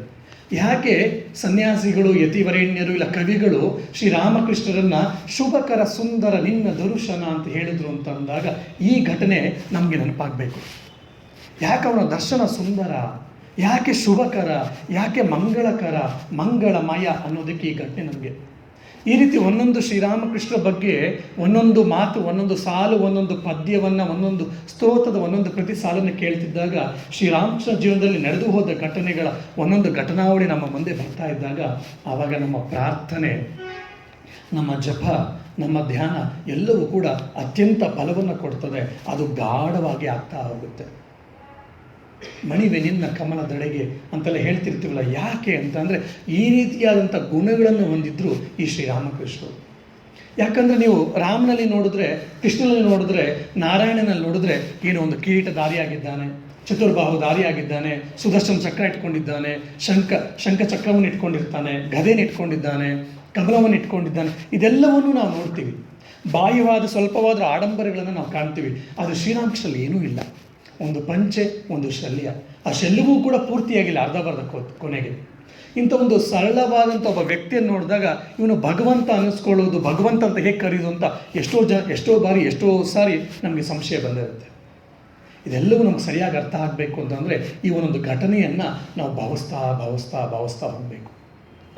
ಯಾರನ್ನು ನಾವು ಭಗವಂತ ಅಂತ ಕರಿತೀವಿ, ಯಾರನ್ನು ಅವತಾರ ಪುರುಷ ಅಂತ ಕರಿಬೋದು ಅನ್ನೋದಕ್ಕೆ ಇವೆಲ್ಲವೂ ಕೂಡ ಉತ್ತಮ ನಿದರ್ಶನ. ಪವಾಡ ಮಾಡೋದು ಒಂದೇ ಅಲ್ಲ ಅವತಾರ ಪುರುಷನ ಲಕ್ಷಣ. ವ್ಯಕ್ತಿಗಳನ್ನು ಬದಲು ಮಾಡುವುದು, ನಮ್ಮ ಆಂತರ್ಯವನ್ನು ಬದಲು ಮಾಡುವುದು, ನಮ್ಮ ಆಲೋಚನೆಗಳನ್ನು ಬದಲು ಮಾಡೋದು, ನಮ್ಮ ಬಂಧನಗಳನ್ನು ಬಿಡಿಸುವಂಥವನ್ನೆಲ್ಲ ಯಾರು ಮಾಡ್ತಾರೆ ಇದೆಲ್ಲರನ್ನು ಗುರು ಇಲ್ಲ ಭಗವಂತ, ದೇವರು ಅಂತ ಕರಿತೀವಿ. ಸೊ ಹಾಗಾಗಿ ಇವರ ಬಗ್ಗೆ ನಮ್ಮ ಕಲ್ಪನೆಗಳು ಬದಲಾದಷ್ಟು, ಭಗವಂತನ ಬಗ್ಗೆ ಕಲ್ಪನೆ ಬದಲಾದಷ್ಟು ನನ್ನ ಬಗ್ಗೆಯೂ ನನಗೆ ಕಲ್ಪನೆ ಬದಲಾಗ್ತಾ ಹೋಗುತ್ತೆ. ಆಧ್ಯಾತ್ಮಿಕ ಜೀವನದ ಬಗ್ಗೆ ಕಲ್ಪನೆ ಬದಲಾಗ್ತಾ ಹೋಗುತ್ತೆ. ಸಮಾಜವನ್ನು ನೋಡುವಂಥ ಕಲ್ಪನೆ ಬದಲಾಗ್ತಾ ಹೋಗುತ್ತೆ. ಆವಾಗ ನನ್ನ ಜೀವನ ಶೈಲಿ ಬದಲಾಗುತ್ತೆ. ಆವಾಗ we can lead A quality life. ಆಧ್ಯಾತ್ಮಿಕ ಜೀವನ ಅದ್ಭುತವಾಗಿ ಹೋಗ್ತಾ ಹೋಗುತ್ತೆ. ಯಾಕಿಷ್ಟು ನಾವು ಅರ್ಥ ಮಾಡ್ಕೊಳ್ಬೇಕು? ಶುದ್ಧವಾದ ನಿಷ್ಕಲ್ಮಶವಾದ ಭಕ್ತಿ ಇದ್ದು ಭಗವಂತನ ಕೃಪೆ ಆಗಿಬಿಟ್ರೆ ನಮ್ಗೆ ಇದೆಲ್ಲ ಏನೂ ಬೇಕಾಗಿಲ್ಲ. ಅದನ್ನು ಪಡ್ಕೊಳ್ಳಿಕ್ಕೋಸ್ಕರ ನಾವು ಇದೆಲ್ಲ ಪ್ರಯತ್ನವನ್ನು ಮಾಡ್ತಾ ಇದ್ದೀವಿ. ನಮ್ಮ ಆಧ್ಯಾತ್ಮಿಕ ಜೀವನ ಆಳವಾಗಿ ಆಗಬೇಕು ಅಂತಂದರೆ, ಭಗವಂತನ ಎಡೆ ಇರುವಂಥ ಭಕ್ತಿ ಆಳವಾಗಿ ಹೋಗಬೇಕು ಅಂದರೆ, ಶ್ರೀರಾಮಕೃಷ್ಣ ಹೆಚ್ಚು ನಾವು ಅರ್ಥ ಮಾಡ್ಕೊಳ್ಬೇಕು ಅಂದರೆ ಈ ಒಂದೊಂದು ಘಟನೆಗಳು ಕೂಡ ತುಂಬ ಇಂಪಾರ್ಟೆಂಟ್ ಆಗುತ್ತೆ, ತುಂಬ ಮುಖ್ಯ ಆಗುತ್ತೆ. ಹಾಗಾಗಿ ಇದನ್ನು ಎಷ್ಟೆಷ್ಟು ಆಗೋದು ಸಾಧ್ಯವಾಗುತ್ತೋ ಅಷ್ಟು ಭಾವಿಸ್ತಾ ಹೋಗಬೇಕು. ಇದನ್ನೇ ಲೀಲಾ ಧ್ಯಾನ ಅಂತ ಹೇಳ್ತಾರೆ. ಶ್ರೀರಾಮಕೃಷ್ಣ ಮಲಗಿದ್ದಾರೆ, ಅವರು ನೋಡಿದ್ರೆ ಅವ್ರ ಮುಖದಲ್ಲಿರುವಂಥ ಕಾಂತಿ, ಸ್ವರ್ಗ ಸದೃಶವಾದ ಮಂದಹಾಸ, ಇದನ್ನೆಲ್ಲ ನಾವು ಎಷ್ಟು ಭಾವಿಸ್ತಾ ಇದ್ದರೆ ನಮ್ಮಲ್ಲಿರುವಂಥ ಮಾನಸಿಕ ದುಗುಡುಗಳೆಲ್ಲವೂ ದೂರ ಆಗ್ತಾ ಹೋಗುತ್ತೆ. ಹಾಗಾಗಿ ಇವನ್ನು ನಾವು ಭಾವಿಸ್ಬೇಕು. ಭಾವಿಸ್ದಂಗೆ ಏನಾಗುತ್ತೆ? ಇದು ಮೊನ್ನೆ ಅಷ್ಟೇ ನಡೆದಿರುವಂಥ ಒಂದು ಘಟನೆ. ಈಗಲೂ ಕೂಡ ಭಗವಾನ್ ಶ್ರೀರಾಮಕೃಷ್ಣರು, ಮಹಾಮಾತೆ ಶಾರದಾದೇವಿ, ಸ್ವಾಮಿ ವಿವೇಕಾನಂದರು ಜ್ವಲಂತವಾಗಿ ನಿಮ್ಮರ ಮಧ್ಯದಲ್ಲಿ ಇದ್ದಾರೆ ಅನ್ನೋಂಥ ಹೇಳಲಿಕ್ಕೋಸ್ಕರ ಈ ಘಟನೆಯನ್ನು ನಿಮ್ಗೆ ಹೇಳ್ತಾ ಇರೋದು. ಸಾಮಾನ್ಯವಾಗಿ ಇಂಥ ಘಟನೆಗಳೆಲ್ಲ ಸಾಮಾನ್ಯವಾಗಿ ಹೇಳೋದಿಲ್ಲ. ಕೊಡಗಿನ ಪ್ರಾಂತದಲ್ಲಿ ಒಬ್ಬ ಯುವಕ ಬಡವ MCOM ಮಾಡಿದ್ದಾನೆ. 1 ವರ್ಷನೋ 1.5 ವರ್ಷನೋ ಕಷ್ಟಪಟ್ಟು ಓದ್ದ, ಬ್ಯಾಂಕಿಂಗ್ ಎಕ್ಸಾಮ್ ತೆಗೆದುಕೊಂಡು ಬ್ಯಾಂಕಲ್ಲಿ ಕೆಲಸ ಸಿಕ್ಕಿದೆ. ಭಗವಂತನ ಕೃಪೆಯಿಂದ ಅಂತ ಅವನು ರಾಮಕೃಷ್ಣ ಆಶ್ರಮಕ್ಕೆ ಬರ್ತಾ ಇದ್ದಾನೆ. ರಾಮಕೃಷ್ಣರ ಪರಮ ಭಕ್ತ. ಅವನು ಕ್ಯಾಶಿಯರ್ ಆಗಿ ಜಾಯ್ನ್ ಆಗಿದ್ದಾನೆ. 3 ತಿಂಗಳೇನೋ ಆಗಿದೆ ಹೆಚ್ಚು ಕಡಿಮೆ. ಒಂದು ದಿವಸ ಹಠಾತ್ತಾಗಿ ನೋಡ್ತಾನೆ 2 ಲಕ್ಷ ರೂಪಾಯಿ ಕಡಿಮೆ ಆಗಿದೆ. 3 ತಿಂಗಳಾಗಿದೆ ಅವನು ಜಾಯಿನ್ ಆಗಿ, ಪ್ರೊಬೇಷನರಿ ಪೀರಿಯಡ್ ಅಷ್ಟೇ ಮುಗಿದಿದೆ. ಬಡವ, ಮನೇಲಿ ಕಿತ್ತು ತಿನ್ನುವಂಥ ಬಡತನ, 2 ಲಕ್ಷ ರೂಪಾಯಿ ಮಂಗಮಾಯವಾಗಿದೆ. 2 ಲಕ್ಷ ರೂಪಾಯಿ ಎಲ್ಲಿ ತರೋದು? 2 ಲಕ್ಷ ರೂಪಾಯಿ ಏನಾದರೂ ಇಲ್ಲ ಅಂತೇಳಿ ಅವ್ನು ಮ್ಯಾನೇಜರ್ಗೆ ಗೊತ್ತಾಯಿತು ಅಂದರೆ ಅವನು ನೋಟನ್ನು ಬರೆದುಬಿಟ್ಟ ಅಂತಂದರೆ ಅವ್ನ ಸರ್ವೀಸ್ಗೆ ಅದೊಂದು ಬ್ಲ್ಯಾಕ್ ಡಾಟ್ ಆಗುತ್ತೆ. ಬೆಳಗ್ಗೆಯಿಂದ ಮಧ್ಯಾಹ್ನದ ಸಂಜೆವರೆಗೂ ಆಲೋಚನೆ ಮಾಡ್ದ, ಎಲ್ಲ ಟ್ರಾನ್ಸಾಕ್ಷನ್ಸನ್ನು ನೋಡ್ದ, ಮತ್ತು ಅದು ಎತ್ಕೊಂಡು ಹೋಗಿದಾರ ಕದ್ದಿದಾರ ಅಂಥೇಳಿ ಏನು CCTV ಇತ್ತೋ ಅದೆಲ್ಲವನ್ನೂ ನೋಡ್ದ. ಯಾವ CCTVಲೂ ಸಿಕ್ಕಲಿಲ್ಲ, ಸರಿ ಸಿಕ್ಕಿಲ್ಲ. ಕೊನೆಗೆ ಅವ್ರಿವ್ರ ಹತ್ರ ಕಾಡಿ ಬೇಡಿ ಬಡ್ಡಿಗೂ ಸ್ವಲ್ಪ ತಂದು ದುಡ್ಡನ್ನು ತಂದು ತುಂಬಿಸ್ದ 2 ಲಕ್ಷ ರೂಪಾಯಿ ತುಂಬಿಸಿ ಮನೆಗೇನೋ ಹೋದ. ಆ ಯುವಕ ಈಗಷ್ಟೇ ಕೆಲಸಕ್ಕೆ ಜಾಯ್ನ್ ಆಗಿದ್ದ. ನೀವೇ ಆಲೋಚನೆ ಮಾಡಿ, ನನಗೆ ನಿಮಗೆ ಚೆನ್ನಾಗಿ ಗೊತ್ತಾಗುತ್ತೆ ಅವನ ಪರಿಸ್ಥಿತಿ ಹೇಗಿರ್ಬೋದು, ಮಾನಸಿಕ ಪರಿಸ್ಥಿತಿ. ಶ್ರೀರಾಮಕೃಷ್ಣ ಭಾವಚಿತ್ರದ ಮುಂದೆ ಕೂತ್ಕೊಂಡು ಗಳಗಳಗಳ ಕಣ್ಣೀರಿಡ್ತಾ, ಹೇ ರಾಮಕೃಷ್ಣ, ನಾನು ನಿನ್ನ ನಂಬಿದ್ದೀನಿ, ಹೀಗೆ ಮಾಡಿಬಿಟ್ಟಿಯಲ್ಲ, ನಾನೇನು ತಪ್ಪು ಮಾಡಿದ್ದೆ, ನಾನು ಯಾರಿಗೆ ನಾನು ನ್ಯಾಯ ಮಾಡಿದ್ದೆ, ಪ್ರಾಮಾಣಿಕವಾದ ಜೀವನವನ್ನು ನಾನು ಮಾಡ್ತಾ ಇದ್ದೀನಿ, ಆದರೂ ನನಗೆ ಯಾಕೆ ಈ ರೀತಿ ಕಷ್ಟ ಆಯಿತು ಅಂಥೇಳಿ ಅವನೇನು ಮಾಡಲಿಲ್ಲ. ರಾಮಕೃಷ್ಣ, ನಾನು ನಿನ್ನೇ ನಂಬಿದ್ದೇನೆ, ನೀನೇ ನಾನು ಕಾಪಾಡಬೇಕು ಅಂಥೇಳಿ ಅವ ಭಾವನಾತ್ಮಕವಾಗಿ ಶ್ರೀರಾಮಕೃಷ್ಣ ತಾದಾತ್ಮ್ಯವನ್ನು ಹೊಂದಿ ಮಾನಸಿಕವಾಗಿ ಅವರ ಪಾದವನ್ನು ಇಟ್ಟು ಅಳ್ತಾ ಇದ್ದೀನಿ ಅಂತ ಭಾವಿಸ್ತಾ ಗಳಗಳಾಗ್ತಿದ್ದಾನೆ ಅಷ್ಟೇ. ಅಥವಾ ಆಮೇಲೆ ರಾತ್ರಿ ಆಯಿತು, ಮನೇಲಿ ಕೇಳಿದ್ರೆ ಏನು ಅಂತ, ಏನೂ ಇಲ್ಲ ಅಂತ ಹೇಳ್ದ. ಊಟ ಆಯಿತು, ಮುಗೀತು, ಮಲಗ್ದ. 1 ದಿವಸ ಆಯಿತು. 2ನೇ ದಿವಸ ಬ್ಯಾಂಕಿಗೆ ಬಂದಿದ್ದಾನೆ, ಕೆಲಸ ಮಾಡ್ತಾ ಇದ್ದಾನೆ. ಅಲ್ಲಿ ನೋಡಿದ್ರೆ ಏನೋ ಒಂದಷ್ಟು ರಾಶಿ ಇದೆ, ಅದರಿಂದ ಯಾವುದೋ ಒಂದು ಲೆಡ್ಜರ್ ತೆಗೆದುಕೊಳ್ಬೇಕು ಅಂತ ಲೆಡ್ಜರ್ ತೆಗೆದುಕೊಳ್ಳೋಕ್ಕೆ ಅಂತ ಹೋಗ್ತಾನೆ. ಇನ್ನೊಂದು 2-3 ಬುಕ್ಸು ಆಚೆಗೆ ಬಿದ್ದು ನೋಡಿದ್ರೆ ಅಲ್ಲಿ ದುಡ್ಡಿದೆ. ದುಡ್ಡು ನೆನೆಸ್ತಾನೆ. 1,80,000 ರೂಪಾಯಿ ನನಗೆ ಸಿಕ್ತು. ಬದುಕಿದೆಯಾ ಬಡಜೀವಿ ಅಂತೇಳಿ 1,80,000 ಯಾರ್ಯಾರ ಸಾಲ ಮಾಡಿದ್ನೋ ತೀರ್ದ. ಸರಿಯಪ್ಪ, ಅಟ್ಲೀಸ್ಟ್ ನೀನು ಇಷ್ಟಾದರೂ ಕೃಪೆ ಮಾಡೋದಿಲ್ಲ, ಇನ್ನು 20,000 ಹೇಗಾದರೂ ತಿಂಗಳು ನಾನು ಸಂಬಳದಲ್ಲಿ ಹೇಗಾದರೂ ತೀರಿಸ್ತೇನೆ. 1,80,000 ರೂಪಾಯಿ ಸಿಕ್ತಲ್ಲ, ಇದು ಯಾರಿಟ್ಟಿದ್ರು ಯಾರಿಗೂ ಗೊತ್ತಿಲ್ಲ. ಮಾರನೇ ದಿವಸ ಅಲ್ಲಿನ ಕ್ಲರ್ಕು ತಂದುಬಿಟ್ಟು, ದಯವಿಟ್ಟು ನನ್ನ ಕ್ಷಮಿಸಿ, ನಾನು ದುಡ್ಡನ್ನು ಎತ್ತಿದ್ದೆ ಅಂತೇಳಿ ಆ 20,000 ರೂಪಾಯಿನ ಏನು ಮಿಕ್ಕಿತ್ತು 20,000 ರೂಪಾಯಿನ ಕೊಟ್ಟು ಇವನ ಹತ್ರ ಕ್ಷಮಾಪಣೆ ಕೇಳಿ ಹೋದ. ಆ ಯುವಕ ನನ್ನ ಹತ್ರ ಹೇಳ್ಕೊಂಡ, ಶ್ರೀರಾಮಕೃಷ್ಣ ಇದ್ದಾರೆ ಅನ್ನೋದಕ್ಕೆ ಎಂಥ ಜ್ವಲಂತ ನಿದರ್ಶನ ಅಂತ. ಸೊ ಹಾಗಾಗಿ ಅವನೇನು ಮಾಡ್ದ, ಶ್ರೀರಾಮಕೃಷ್ಣ ನಂಬುದ. ಅವ್ನು ಕೊಟ್ಟಿದ್ದೇನಪ್ಪ ಅಂದರೆ, ಶ್ರೀರಾಮಕೃಷ್ಣರು ಬೇಗ ಕರೆದ್ಬಿಡ್ತಾರೆ. ಯಾವುದಕ್ಕೆ? ಕಣ್ಣೀರಿಟ್ಟಾಗ ಶ್ರೀರಾಮಕೃಷ್ಣ ಮತ್ತೆ ಹೇಳಿದರು, ಭಗವಂತ ಕರೆಗಿಬಿಡ್ತಾನೆ. ನಾವು ಪ್ರಾಮಾಣಿಕವಾಗಿ ಕಣ್ಣೀರಿಟ್ಟು ನಾವೇನಾದರೂ ಪ್ರಾರ್ಥನೆ ಮಾಡಿದ್ರೆ ಭಗವಂತ ಕರೆಗಿಬಿಡ್ತಾನಂತ. ಅವನು ಕೂಡ ಪ್ರಾಮಾಣಿಕವಾಗಿ ಕಣ್ಣೀರಿಟ್ಟು ಪ್ರಾರ್ಥನೆ ಮಾಡೋದ್ರಿಂದ ನೋಡಿ ಶ್ರೀರಾಮಕೃಷ್ಣರು ಅವನ ಸಂಕಷ್ಟವನ್ನು ನಿವಾರಿಸಿದ್ರು. ಸೊ ಹಾಗಾಗಿ ನಾವು ಕೂಡ ಆ ಪ್ರಾಮಾಣಿಕತನವನ್ನು ಪಡ್ಕೊಳ್ಬೇಕು. ಆ ಪ್ರಾಮಾಣಿಕತೆ ಮೂರ್ತ ಸ್ವರೂಪನೇ ಈ ಮಾಸ್ಟರ್ ಮಹಾಶಯ ಅಂತ ಹೇಳಿದ್ರು ಕೂಡ ಅತಿಶಯೋಕ್ತಿ ಆಗಲಾರ್ದು. 1885 ನವೆಂಬರ್ ತಿಂಗಳು ಅವತ್ತು ಶ್ರೀರಾಮಕೃಷ್ಣ ಕಾಯಿಲೆ ವಿಕೋಪಕ್ಕೆ ಹೋಗಿದೆ. ತುಂಬ ಕೆಮ್ತಾ ಇದ್ದಾರೆ, ರಕ್ತ ಮತ್ತೆ ಆಚೆಗೆ ಬರ್ತಾ ಇದೆ. ಎಲ್ಲ ಶಿಷ್ಯಂದ್ರಿಗೆ, ಭಕ್ತರಿಗೆ ಎಲ್ಲರೂ ಕೂಡ ತುಂಬ ನೋವಾಗ್ತಿದೆ. ಬಿಕ್ಕಿ ಅಳ್ತಾ ಇದ್ದಾರೆ ಕೋಣೆಯಿಂದ ಆಚೆಗೆ ಬಂದು. ಆ ಸಮಯದಲ್ಲಿ ಶಶಿ ಮುಂದೆ ಸ್ವಾಮಿ ರಾಮಕೃಷ್ಣಾಂಜಿ ಮಹಾರಾಜ್ ಆಗ್ತಾರಲ್ಲ, ಅವ್ರು ಶಶಿ ಮತ್ತು ಮಾಸ್ಟರ್ ಮಹರ್ಷಿ ಇಬ್ಬರು ಓಡಿ ಹೋಗ್ತಾರೆ ಡಾಕ್ಟರ್ ಮಹೇಂದ್ರ ಲಾಲ್ ಸರ್ಕಾರ್ನ ಮನೆಗೆ. ಅವರಿಬ್ಬರು ಕೂಡ ಡಾಕ್ಟರ್ ಮಹೇಂದ್ರ ಲಾಲ್ ಕೈ ನಡ್ಕೊಂಡು ಹೇಳ್ತಾರೆ, ನೀವೇನು ಬೇಕಾದರೂ ಮಾಡಿ, ದಯವಿಟ್ಟು ನಮ್ಮ ಗುರುದೇವರ ಕಾಯಿಲೆನ ಸ್ವಲ್ಪ ಉಪಶಮನ ಮಾಡಿ. ಕಾಯಿಲೆ ವಿಕೋಪಕ್ಕೆ ತೆರಳಿದೆ, ಅವ್ರಿಗೆ ಆ ನೋವನ್ನು ತಡಿಲಿಕ್ಕಾಗ್ತಿಲ್ಲ. ಅವರ ನೋವನ್ನು ತಡಿಲಿಕ್ಕಾಗ್ದ ನೋವನ್ನು ನೋಡಿ ನಮ್ಗೆ ಯಾರಿಗೂ, ಅವರೇನೋ ಸುಮ್ಮನೆ ಇದ್ದಾರೆ, ಅದು ನಮ್ಗೆ ಯಾರಿಗೂ ಸುಮ್ಮನೆ ಇರಲಿಕ್ಕಾಗ್ತಿಲ್ಲ, ದಯವಿಟ್ಟು ಕಾಪಾಡಿ ಅಂತ ಹೇಳಿ. ಆಗ ಮಹೇಂದ್ರ ಸರ್ಕಾರ ಹೇಳ್ತಾರೆ, ನೀವು ಭಾವಪರವಶಾಗಿ ಮಾತಾಡಬೇಡಿ, ಏನಾಯಿತು ಅಂತ ಹೇಳಿ ಅಂತೇಳಿ. ಏನೇನಾಯಿತು ಅಂತೇಳಿ ವಸ್ತುಸ್ಥಿತಿನ ಹೇಳ್ತಾ ಇರುವಂಥ ಸಮಯದಲ್ಲಿ ಇದನ್ನು ಕೇಳಿ ಮಹೇಂದ್ರ ಲಾಲ್ ಸರ್ಕಾರ ಹೇಳ್ತಾನೆ, ಇದಾಗಿದ್ದೇ ಹೌದಾದರೆ, ನೀವು ಹೇಳ್ತಿರೋ ಸತ್ಯ ಆದರೆ ಇನ್ನು ಶ್ರೀರಾಮಕೃಷ್ಣರು ಹೆಚ್ಚು ಸಮಯ ಬದುಕೋದಿಲ್ಲ. ಇದನ್ನು ಕೇಳಿದ ತಕ್ಷಣ ಶಶಿಗೆ, ಆ ಯುವಕ ಶಶಿಗೆ ತಡಿಲಿಕ್ಕಾಗೋದಿಲ್ಲ, ಆಚೆಗೆ ಬಂದು ಬಿಕ್ಕಿ ಅಳಲಿಕ್ಕೆ ಪ್ರಾರಂಭ ಮಾಡ್ತಾನೆ.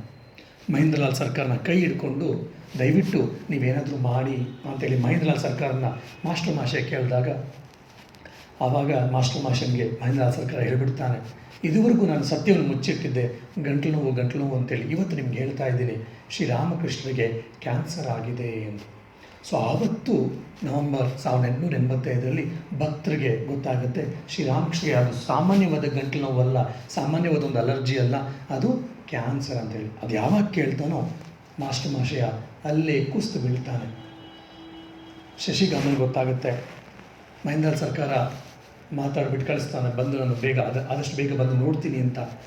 ಇಷ್ಟುವರೆಗೂ ಗಟ್ಟಿಮುಟ್ಟಾಗಿದ್ದಂತಹ ಮಾಸ್ಟರ್ ಮಹಾಶಯ ಅಲ್ಲಿನಿಂದ ಮಹೇಂದ್ರನಾಥ್ ಸರ್ಕಾರನ ಮನೆಯಿಂದ ಕಾಶಿಪುರಕ್ಕೆ ನಡ್ಕೊಂಡು ಹೋಗಲಿಕ್ಕೆ ಅತ್ಯಂತ ಕಷ್ಟವನ್ನು ಪಡ್ತಾನೆ. ಯಾಕೆಂದರೆ ಅವನ ಮಾನಸಿಕ ಶಕ್ತಿ ಎಲ್ಲ ಕುಸಿದು ಹೋಗಿತ್ತು. ಕ್ಯಾನ್ಸರ್ ಅಂದರೆ ಆಗಿನ ಸಮಯದಲ್ಲಿ ಯಾವುದೇ ರೀತಿಯಾದಂತಹ ಮೆಡಿಸಿನ್ ಔಷಧಿ ಇಲ್ಲ. ಅಂದರೆ ನನ್ನ ಗುರುದೇವ, ನನ್ನ ಆರಾಧ್ಯ ದೇವ ಬಿಟ್ಟು ಹೋಗ್ತಾನೆ. ನನ್ನ ಇಡೀ ಜೀವನದ ಆರಾಧ್ಯ, ನನ್ನ ಜೀವನದ ಕೇಂದ್ರ ಬಿಂದು, ಆಧಾರ ಸ್ತಂಭ ಅಂತ ನಾವೆಲ್ಲ ಅಂದ್ಕೊಂಡಿದ್ವಿ, ಇನ್ನಿವತ್ತು ನಾಳೆನೋ ಯಾವಾಗಲೂ ಹೊರಟೋಗ್ತಾರೆ ಅಂತ ಹೇಳಿ ಅದನ್ನು ಅಕ್ಸೆಪ್ಟ್ ಮಾಡಲಿಕ್ಕೆ, ಸ್ವೀಕರಿಸಲಿಕ್ಕೆ ಮಾಸ್ಟರ್ ಮಾಷನ್ ಕೈಲಿ ಆಗ್ತಿಲ್ಲ. ಅವನ ಮಾನಸಿಕ ಶಕ್ತಿ ಕುಂದು ಹೋಗಿದೆ, ಭಾವನಾತ್ಮಕ ಶಕ್ತಿ ಕುಂದು ಹೋಗಿದೆ. ಹಾಗಾಗಿ ಯಾವುದೇ ದೇಹದಲ್ಲಿ ಅವನಿಗೆ ಕಾಂತಿ, ಚೈತನ್ಯವಿಲ್ಲ. ಕಷ್ಟಪಟ್ಟು ಚಿಕ್ಕ ಮಕ್ಕಳು ಹೇಗೆ ದೇಕ್ಕೊಂಡು ಹೋಗ್ತಾರೋ ಆ ರೀತಿ ಅವನ ಕಾಲನ್ನು ಅವನೇ ಎಳ್ಕೊಂಡು ತುಂಬ ಕಷ್ಟಪಟ್ಟು ಕೆಲವು ಗಂಟೆಗಳನ್ನು ತೆಗೆದುಕೊಂಡು ಮಾಸ್ಟರ್ ಮಹಾಶಯ ಮತ್ತು ಶಶಿ ಕಾಶಿಪುರ ಉದ್ಯಾನ ಬಾಟಿಗೆ ಬರ್ತಾರೆ. ಇದೆಲ್ಲ ಒಂದೊಂದು ಘಟನೆ ಏನಪ್ಪ ಅಂದರೆ ಶ್ರೀರಾಮಕೃಷ್ಣ ಮೇಲಿದ್ದಂತಹ ಪ್ರೀತಿ, ವಿಶ್ವಾಸ ಹೇಗಿತ್ತು ಅಂತೇಳಿ ನಾವು ಇದರಿಂದ ಭಾವಿಸ್ಕೊಳ್ಬೋದು. ಇದು ಸಾಲದು ಅಂತ ಕೆಲವು ದಿವಸ ಆದಮೇಲೆ ದಕ್ಷಿಣೇಶ್ವರ ಕೂಡ ಹೋಗ್ತಾನೆ ಮಾಸ್ಟರ್ ಮಹಾಶಯ. ಭವತಾರಿಣಿ ಹತ್ರ ಪೂಜೆಯನ್ನು ಮಾಡಿಸಿ ಹೇಳ್ತಾನೆ, ಅಮ್ಮ ನಾನು ನಿನಗೇನು ಹೇಳಬೇಕಾಗಿಲ್ಲ, ನೀನು ಭವತಾರಿಣಿ, ಜಗನ್ಮಾತೆ, ನಿನಗೆಲ್ಲವೂ ಗೊತ್ತಿದೆ. ನಿನ್ನ ಮಗನಿಗೆ ಅತ್ಯಂತ ಪರಿಶುದ್ಧವಾದ ಜೀವನವನ್ನು ಮಾಡಿರುವಂತಹ ನಿನ್ನ ಮಗನಾದ ಶ್ರೀರಾಮಕೃಷ್ಣಗೆ ಈ ರೀತಿಯಾದಂತಹ ಸಮಸ್ಯೆಗಳೇ, ಈ ರೀತಿಯಾದಂಥ ನೋವೇ, ಈ ರೀತಿಯಾದಂತಹ ದೇಹದ ಪರಿತಾಪವೇ, ದಯವಿಟ್ಟು ಏನಾದರೂ ಮಾಡು, ಉಪಶಮನವನ್ನು ಮಾಡುವಂಥ ಭಕ್ತಿಯಿಂದ ಪೂಜೆಯನ್ನು ಮಾಡಿಸಿ ಶ್ರದ್ಧೆಯಿಂದ ಭವತಾರಿಣಿಯಲ್ಲಿ ಶ್ರೀರಾಮಕೃಷ್ಣರಿಗೋಸ್ಕರ ಪ್ರಾರ್ಥನೆಯನ್ನು ಮಾಡ್ತಾರೆ ಮಾಸ್ಟರ್ ಮಹಾಶಯ. ಇದನ್ನು ಹಲವಾರು ಬಾರಿ ಪುನರಾವರ್ತನೆ ಮಾಡ್ತಾರೆ ನೋಡಿ. ಅಂದರೆ ಭಕ್ತ ಭಗವಂತನಿಗೋಸ್ಕರ ಪ್ರಾರ್ಥನೆಯನ್ನು ಮಾಡುವುದು, ಭಗವಂತ ಭಕ್ತನಿಗೆ ಆಶೀರ್ವಾದ ಮಾಡೋದು, ಇದೆಲ್ಲವೂ ನಾವು ನೋಡಿದ್ದೀವಿ. ಆದರೆ ಇಲ್ಲಿ ಭಕ್ತ ಭಗವಂತನಿಗೋಸ್ಕರ ಪ್ರಾರ್ಥನೆ ಮಾಡೋದು, ಭಕ್ತ ಭಗವಂತನ ಕುರಿತು, ಭಗವಂತನ ಇಷ್ಟಾನಿಷ್ಟಗಳನ್ನು, ಭಗವಂತನ ಸೌಕರ್ಯನ ಕುರಿತು ಆಲೋಚನೆ ಮಾಡುವಂಥ ಭಕ್ತಿ ಇದೆಯಲ್ಲ, ಇದು ಪರಾಭಕ್ತಿ. ಇದನ್ನು ನಾವು ಎಲ್ಲಿ ಕಾಣ್ಬೋದು ಅಂದರೆ ಇಡೀ ಭಕ್ತಿ ಪರಂಪರೆಯಲ್ಲಿ ಹಲವಾರು ನೂರಾರು ಜನ, ಸಾವಿರಾರು ಜನ ಅಪ್ರತಿಮ ಭಕ್ತರಿದ್ದಾರೆ. ಆ ಎಲ್ಲ ಭಕ್ತರಲ್ಲೂ ಕೂಡ ಕೆಲವು ಭಕ್ತರಲ್ಲಿ ಮಾತ್ರ ಇಂಥ ಭಕ್ತಿಯನ್ನು ಕಾಣ್ಬೋದು. ಜ್ವಲಂತವಾದ ಉದರ್ಶನ ನಾವು ಕೃಷ್ಣನ ಜೀವನದಲ್ಲಿ ನಾವು ನೋಡಬಹುದು. ಯಾರಪ್ಪ ಅಂದರೆ ಗೋಪಿಕಾಸ್ತ್ರೀಯರು. ಇದೇ ರೀತಿಯಾದ ಒಂದು ಚಿತ್ರಣ ಬರ್ತದೆ ಗೋಪಿಕಾಸ್ತ್ರೀಯರಲ್ಲಿ. ನಾರದನಿಗೆ ನಾನೊಬ್ಬ ಭಕ್ತ ಅಂತೇಳಿ ಒಂದು ಜಂಬಹಂಕಾರ ಬಂದಿರುತ್ತೆ. ಅವಾಗ ನಾರಾಯಣ ಹೇಳ್ತಾನೆ, ಯಾರು ನಿಜವಾದ ಭಕ್ತರು ಹೋಗಿ ಕೇಳ್ಕೊಂಡು ಬಾ ಅಂತೇಳಿ ಬೃಂದಾವನಕ್ಕೆ ಹೋದಾಗ ಕೃಷ್ಣ ಹೇಳ್ತಾನೆ, ಗೋಪಿಕಾಸ್ತ್ರೀಯರು ನನ್ನ ನಿಜವಾದ ಭಕ್ತರು ಅಂತ. ಅಷ್ಟೊತ್ತಿಗಾಗಲೇ ಮಥುರೆಯಲ್ಲಿ ಇರ್ತಾನೆ ಕೃಷ್ಣ ಹೇಳ್ತಾನೆ, ಗೋಪಿಕಾಸ್ತ್ರೀಯರು ನನ್ನ ನಿಜವಾದ ಭಕ್ತರು ಅಂತ. ನಾರದನಿಗೆ ಆಶ್ಚರ್ಯ, ಇಡೀ ಜೀವನವನ್ನೇ ನಾನು ಭಗವಂತನಿಗೆ ಸಮರ್ಪಿಸಿದ್ದೇನೆ, ಪ್ರತಿ ನಿಮಿಷವೂ ನಾರಾಯಣ ಅಂತ ಜಪವನ್ನು ಮಾಡ್ತಾ ಇರ್ತೀನಿ, ಆದರೂ ನನ್ನನ್ನು ಪರಮಭಕ್ತ ಅಂತ ಹೇಳಿದೆ, ಗೋಪಿಕಾಸ್ತ್ರೀಯನ್ನು ಪರಮಭಕ್ತ ಅಂತ ಹೇಳಿಬಿಟ್ರಲ್ಲ. ನೋಡೋಣ ಏನಿದೆ ಅಂಥೇಳಿ, ಹೇಗೆ ಅಂತೇಳಿ ಕೃಷ್ಣನನ್ನು ಕೇಳ್ತಾನೆ ನಾರದ. ಆವಾಗ ನಾರದನಿಗೆ ಕೃಷ್ಣ ಹೇಳ್ತಾನೆ, ನೋಡು ನನಗೆ ತಲೆನೋವಿದೆ, ಆ ತಲೆನೋವಿಗೆ ಗೋಪಿಕಾಸ್ತ್ರೀಯರ ಪಾದ ಧೂಳನ್ನು ತೆಗೆದುಕೊಂಡು ಬಂದು ಹಚ್ಚೋದ್ರೆ ನನ್ನ ತಲೆನೋವು ಹೋಗುತ್ತೆ ಅಂತೇಳಿ ಕೃಷ್ಣನ ವೈದ್ಯ ಹೇಳಿದ್ದಾನೆ. ಹಾಗಾಗಿ ಗೋಪಿಕಾಸ್ತ್ರೀ ನಿಮ್ಮ ಪಾದ ಧೂಳಿಯನ್ನು ಕೊಡಬೇಕಂತೆ ಅಂತೇಳಿ ತೆಗೆದುಕೊಂಡು ಬಾ ಅಂತ. ಪಾದಧೂಳಿ ಅಂದರೆ ನಾವೆಲ್ಲಿ ಹೆಜ್ಜೆ ಇಟ್ಟಿರ್ತೀವೋ ಹೆಜ್ಜೆ ಕೆಳಗಡೆ ಏನು ಮಣ್ಣಿರುತ್ತೋ ಅದನ್ನು ಪಾದಧೂಳಿ ಅಂತ ಕರೆಯೋದು. ಇದನ್ನು ಕೇಳಿ ನಾರದನಿಗೆ ಬೆಚ್ಚಿಬಿದ್ದು ಬಿಡ್ತಾನೆ. ನನ್ನ ಭಕ್ತನ ಪಾದಧೂಳನ್ನು ಭಗವಂತನ ತಲೆಗಚ್ಚೋದೆ ಎಂಥ ಪಾಪ, ಅಂಥ ಪಾಪವನ್ನು ಮಾಡ್ತಾರ ಗೋಪಿಕಾಸ್ತ್ರೀಯರು, ಪರಮ ಭಕ್ತರು ಅಂತ ಹೇಳ್ತಿದೆಯಲ್ಲ ಅಂತೇಳಿ ನಾರದ ಕೇಳಿದಾಗ, ಹೋಗ್ಬಿಟ್ಟು ಬಾ ನೀನು ಅಂತ ಹೇಳಿ. ಸೊ ಮಥುರೆಯಿಂದ ಬೃಂದಾವನಕ್ಕೆ ಬರ್ತಾನೆ. ಬೃಂದಾವನಕ್ಕೆ ಬಂದಾಗ ಗೋಪಿಕಾಸ್ತ್ರೀಯರು ಎಲ್ಲರೂ ಕೂಡ ನಮಸ್ಕಾರವನ್ನು ಮಾಡಿ ನಾರದನ ಹತ್ರ ಕೇಳ್ತಾರೆ, ಹೇಗಿದ್ದಾನೆ ನಮ್ಮ ಕೃಷ್ಣ ಅಂತ. ನಿಮ್ಮ ಕೃಷ್ಣ ಚೆನ್ನಾಗೇನೋ ಇದ್ದಾನೆ, ಆದರೆ ಸ್ವಲ್ಪ ತಲೆನೋವು ಇದೆಯಂತೆ. ಆ ತಲೆನೋವು ಉಪಶಮನ ಆಗಬೇಕಂತಂದರೆ ವೈದ್ಯರು ಹೇಳಿದ್ದಾರೆ, ನಿಮ್ಮ ನಿಮ್ಮ ಪಾದಧೂಳಿಯನ್ನು ಕೊಡಬೇಕಂತೆ. ಗೋಪಿಕ ತಟ್ಟತ್ತ ಎಲ್ಲಿ ನಿಂತಿದ್ರು ಅಲ್ಲಿಂದ ಒಂದೊಂದು ಹೆಜ್ಜೆ ಹಿಂದಕ್ಕೆ ಬಂದು ಅವ್ರ ಕಾಲು ಕೆಳಗಿದ್ದಂಥ ಮಣ್ಣನ್ನು ಸ್ವಲ್ಪ ಎಲ್ಲ ತೆಗೆದುಕೊಂಡು ಒಂದು ಬಟ್ಟೆಯಲ್ಲಿ ಗಂಟು ಮಾಡಿಕೊಟ್ಟು ಬಿಡ್ತಾರೆ. ತೆಗೆದುಕೊಂಡು ಹೋಗು, ಬೇಗ ಬೇಗ ಹೋಗು. ಯಾಕೆ? ಬೇಗ ಹೋಗಿ ಇದನ್ನು ಕೊಟ್ಬಿಡು, ಆ ವೈದ್ಯ ಇದರಿಂದ ಏನು ಮಾಡಬೇಕು ಮಾಡಿ ಹಚ್ಚಲಿ, ನನ್ನ ಕೃಷ್ಣನ ತಲೆನೋವು ಕಡಿಮೆ ಆದರೆ ಸಾಕು ನಮಗೆ, ಆಯಿತು ನಾನು ಹೋಗ್ತೇನೆ, ಹೋಗು ಬೇಗ ಅಂತೇಳಿ ಗೋಪಿಕಾಸ್ತ್ರೀಯರು ಹೇಳ್ತಾ ಇದ್ದಾರೆ. ಅಲ್ಲ, ನಂದೊಂದು ಪ್ರಶ್ನೆ, ಸರಿ ಬೇಗ ಹೇಳು, ಏನಂದರೆ ನೀವು ನಿಮ್ಮ ಪಾದಧೂಳಿಯನ್ನು ಕೊಟ್ಟಿದ್ದೀರಾ, ಅದನ್ನು ವಾಸುದೇವನಿಗೆ ಕೃಷ್ಣನಿಗೆ ಹಚ್ಚುತ್ತಾ ಇದ್ದೀವಿ, ನಿಮ್ಮ ಆರಾಧ್ಯದ ವಿಷ್ಣುಗೆ ಹಚ್ಚುತ್ತಾ ಇದ್ದೀವಿ, ನಾರಾಯಣಗೆ ಹಚ್ಚುತ್ತೀವಿ, ಇದನ್ನು ನಿಮಗೆ ಪಾಪ ಬರ್ಬೋದಲ್ವಾ? ನಿಮ್ಗೆ ಆಲೋಚನೆ ಇಲ್ವಾ ಇದ್ರ ಬಗ್ಗೆ? ಪ್ರಜ್ಞೆ ಇದೆಯಾ? ನಮಗೆ ಪಾಪ ಬರುತ್ತೋ ಇಲ್ವೋ ಗೊತ್ತಿಲ್ಲ, ಪುಣ್ಯ ಬರುತ್ತೋ ಇಲ್ವೋ ಗೊತ್ತಿಲ್ಲ, ನಾವು ನರಕಕ್ಕೆ ಹೋಗ್ತೀವೋ ಇಲ್ವೋ ಗೊತ್ತಿಲ್ಲ, ಸ್ವರ್ಗಕ್ಕೆ ಹೋಗ್ತೀವೋ ಇಲ್ವೋ ಗೊತ್ತಿಲ್ಲ, ಎಲ್ಲಿಗೆ ಬೇಕಾದರೂ ಹೋಗಲಿ, ನಮ್ಮ ಕೃಷ್ಣ ಚೆನ್ನಾಗಿದ್ದರೆ ಸಾಕು. ಹಾಗಾಗಿ ನಮ್ಮ ಪದಧೂಳಿಂದ ನಾವು ನರಕಕ್ಕೆ ಹೋದರೂ ಪರವಾಗಿಲ್ಲ, ನಮ್ಗೆ ಎಂಥ ಜನ್ಮ ಬಂದರೂ ಪರವಾಗಿಲ್ಲ, ನಮ್ಮ ಕೃಷ್ಣ ಚೆನ್ನಾಗಿದ್ದರೆ ಸಾಕು, ಈ ಧೂಳನ್ನು ತೆಗೆದುಕೊಂಡು ಇನ್ನೇನು ಪ್ರಶ್ನೆ ಮಾಡಬೇಡ, ಬೇಗ ಹೊರಟೋಗು ಅಂತೇಳಿ ಆ ಗೋಪಿಕಾಸ್ತ್ರೀಯರು ಹೇಳ್ತಾರೆ. ಆವಾಗ ನಾರದನಿಗೆ ಅರ್ಥ ಆಗುತ್ತೆ, ಭಕ್ತಿ ಅಂದ್ರೇನು, ಆ ಪರಾಭಕ್ತಿ ಅಂದ್ರೇನು, ಯಾಕೆ ಕೃಷ್ಣ ಹೇಳ್ದ ಗೋಪಿಕಾಸ್ತ್ರೀಯರು ಪರಮ ಭಕ್ತರು ಅಂತೇಳಿ. ಯಾಕಂದ್ರಲ್ಲಿ ಸ್ವಾರ್ಥದ ಲವಲೇಶ ಒಂಚೂರು ಇಲ್ಲ. ನಾವೆಲ್ಲ ನಮಗೆ ಅಂದ್ರೂ ಕೆಟ್ಟದಾಗುತ್ತೆ ಅಂದರೆ ಅದರಿಂದ ಭಗವಂತನಿಗೆ ಒಳ್ಳೇದಾಗುತ್ತೆ ಎಂದು ಕೂಡ ನಾವು ಆಲೋಚನೆ ಮಾಡ್ತೀವಿ. ಭಗವಂತ ಬಿಡು, ಅವನು ಆರಾಮಾಗಿರ್ತಾನೆ, ನಮಗೆ ಕೆಟ್ಟೋದಾದರೆ ಬೇಡ ಅಂತ ಹೇಳಿ. ಆದರೆ ಇಲ್ಲಿ ಗೋಪಿಕಾಸ್ತ್ರೀಯರು ಅವ್ರಿಗೆ ಏನಾಗುತ್ತೆ ಅಂತ ಆಲೋಚನೆ ಮಾಡಲಿಲ್ಲ, ಅವರ ಆರಾಧ್ಯ ದೈವನಾದ ಶ್ರೀಕೃಷ್ಣ ಚೆನ್ನಾಗಿದ್ದರೆ ಸಾಕು ಅಂತೇಳಿ. ಇದರ ಒಂದು ಅಂಶವನ್ನು ಮಾಸ್ಟರ್ ಮಹಾಶಯಲ್ಲಿ ನೋಡ್ಬೋದು. ಅಂದರೆ ಆ ಭಕ್ತಿಯ ಪರಾಕಾಷ್ಠೆಯನ್ನು ನಾವು ಅವನ ಜೀವನದಲ್ಲಿ ನೋಡ್ಬೋದು. ಪ್ರಾಯಶಃ ಈ ರೀತಿಯಾದ ಪ್ರತಿನಿತ್ಯದ ಅವನ ದಿನಚರಿಯಿಂದ ಸರಿಯಾದ ನಿದ್ದೆ ಇಲ್ಲದೆ, ಸರಿಯಾದ ಊಟ ತಿಂಡಿ ಇಲ್ಲದೆ ಅಂತ ಕಾಣುತ್ತೆ, ಅವನಿಗೆ ಆಮಶಂಕಿ ಬೇದಿ ಸ್ಟಾರ್ಟ್ ಆಗುತ್ತೆ ಮಾಸ್ಟರ್ ಮಹಾಶಯನಿಗೆ. ಈಗಿನ ಕಾಲದಲ್ಲಿ ನಮ್ಗೆ ಬೇದಿ ಬಂತು ಅಂದರೆ ನಾವು ಮೆಡಿಸಿನ್ ತೆಗೆದುಕೊಂಡ್ಬಿಡ್ತೀವಿ, ಒಂದು ದಿವಸದಲ್ಲಿ ಅರ್ಧ ದಿವಸದಲ್ಲಿ ಆರಾಮಾಗಿ ನಮ್ಗೆ ಕಂಟ್ರೋಲ್ ಬಂದ್ಬಿಡುತ್ತೆ. ಆಗಿನ ಕಾಲದಲ್ಲಿ ತುಂಬ ಇದು ಈ ಆಮಶಂಕೆ ಬೇದಿ, ರಕ್ತ ಆಮಶಂಕೆ ಬೇದಿ ಬಂಗಾಳದಲ್ಲಿ ತುಂಬ ಇತ್ತು. ಶ್ರೀರಾಮಕೃಷ್ಣ, ಶಾರದಾದೇವಿಯವರು, ಡೈರೆಕ್ಟ್ ಡಿಸೈಪಲ್ಸು, ನೂರಾರು ಜನ ತುಂಬ ಇದರಿಂದ ಬಳಲಿದ್ದಾರೆ, ಹಲವಾರು ಜನ ಸತ್ತು ಹೋಗಿದ್ದಾರೆ. ಸೊ ಆಗಿನ ಕಾಲದಲ್ಲಿ ಆಮಶಂಕೆ ಬೇದಿ ಅಂದರೆ ಪ್ರಾಣವನ್ನು ಹಿಂಡುವಂತಹ ಇದು ಆಗಿನ ಕಾಲದಲ್ಲಿ.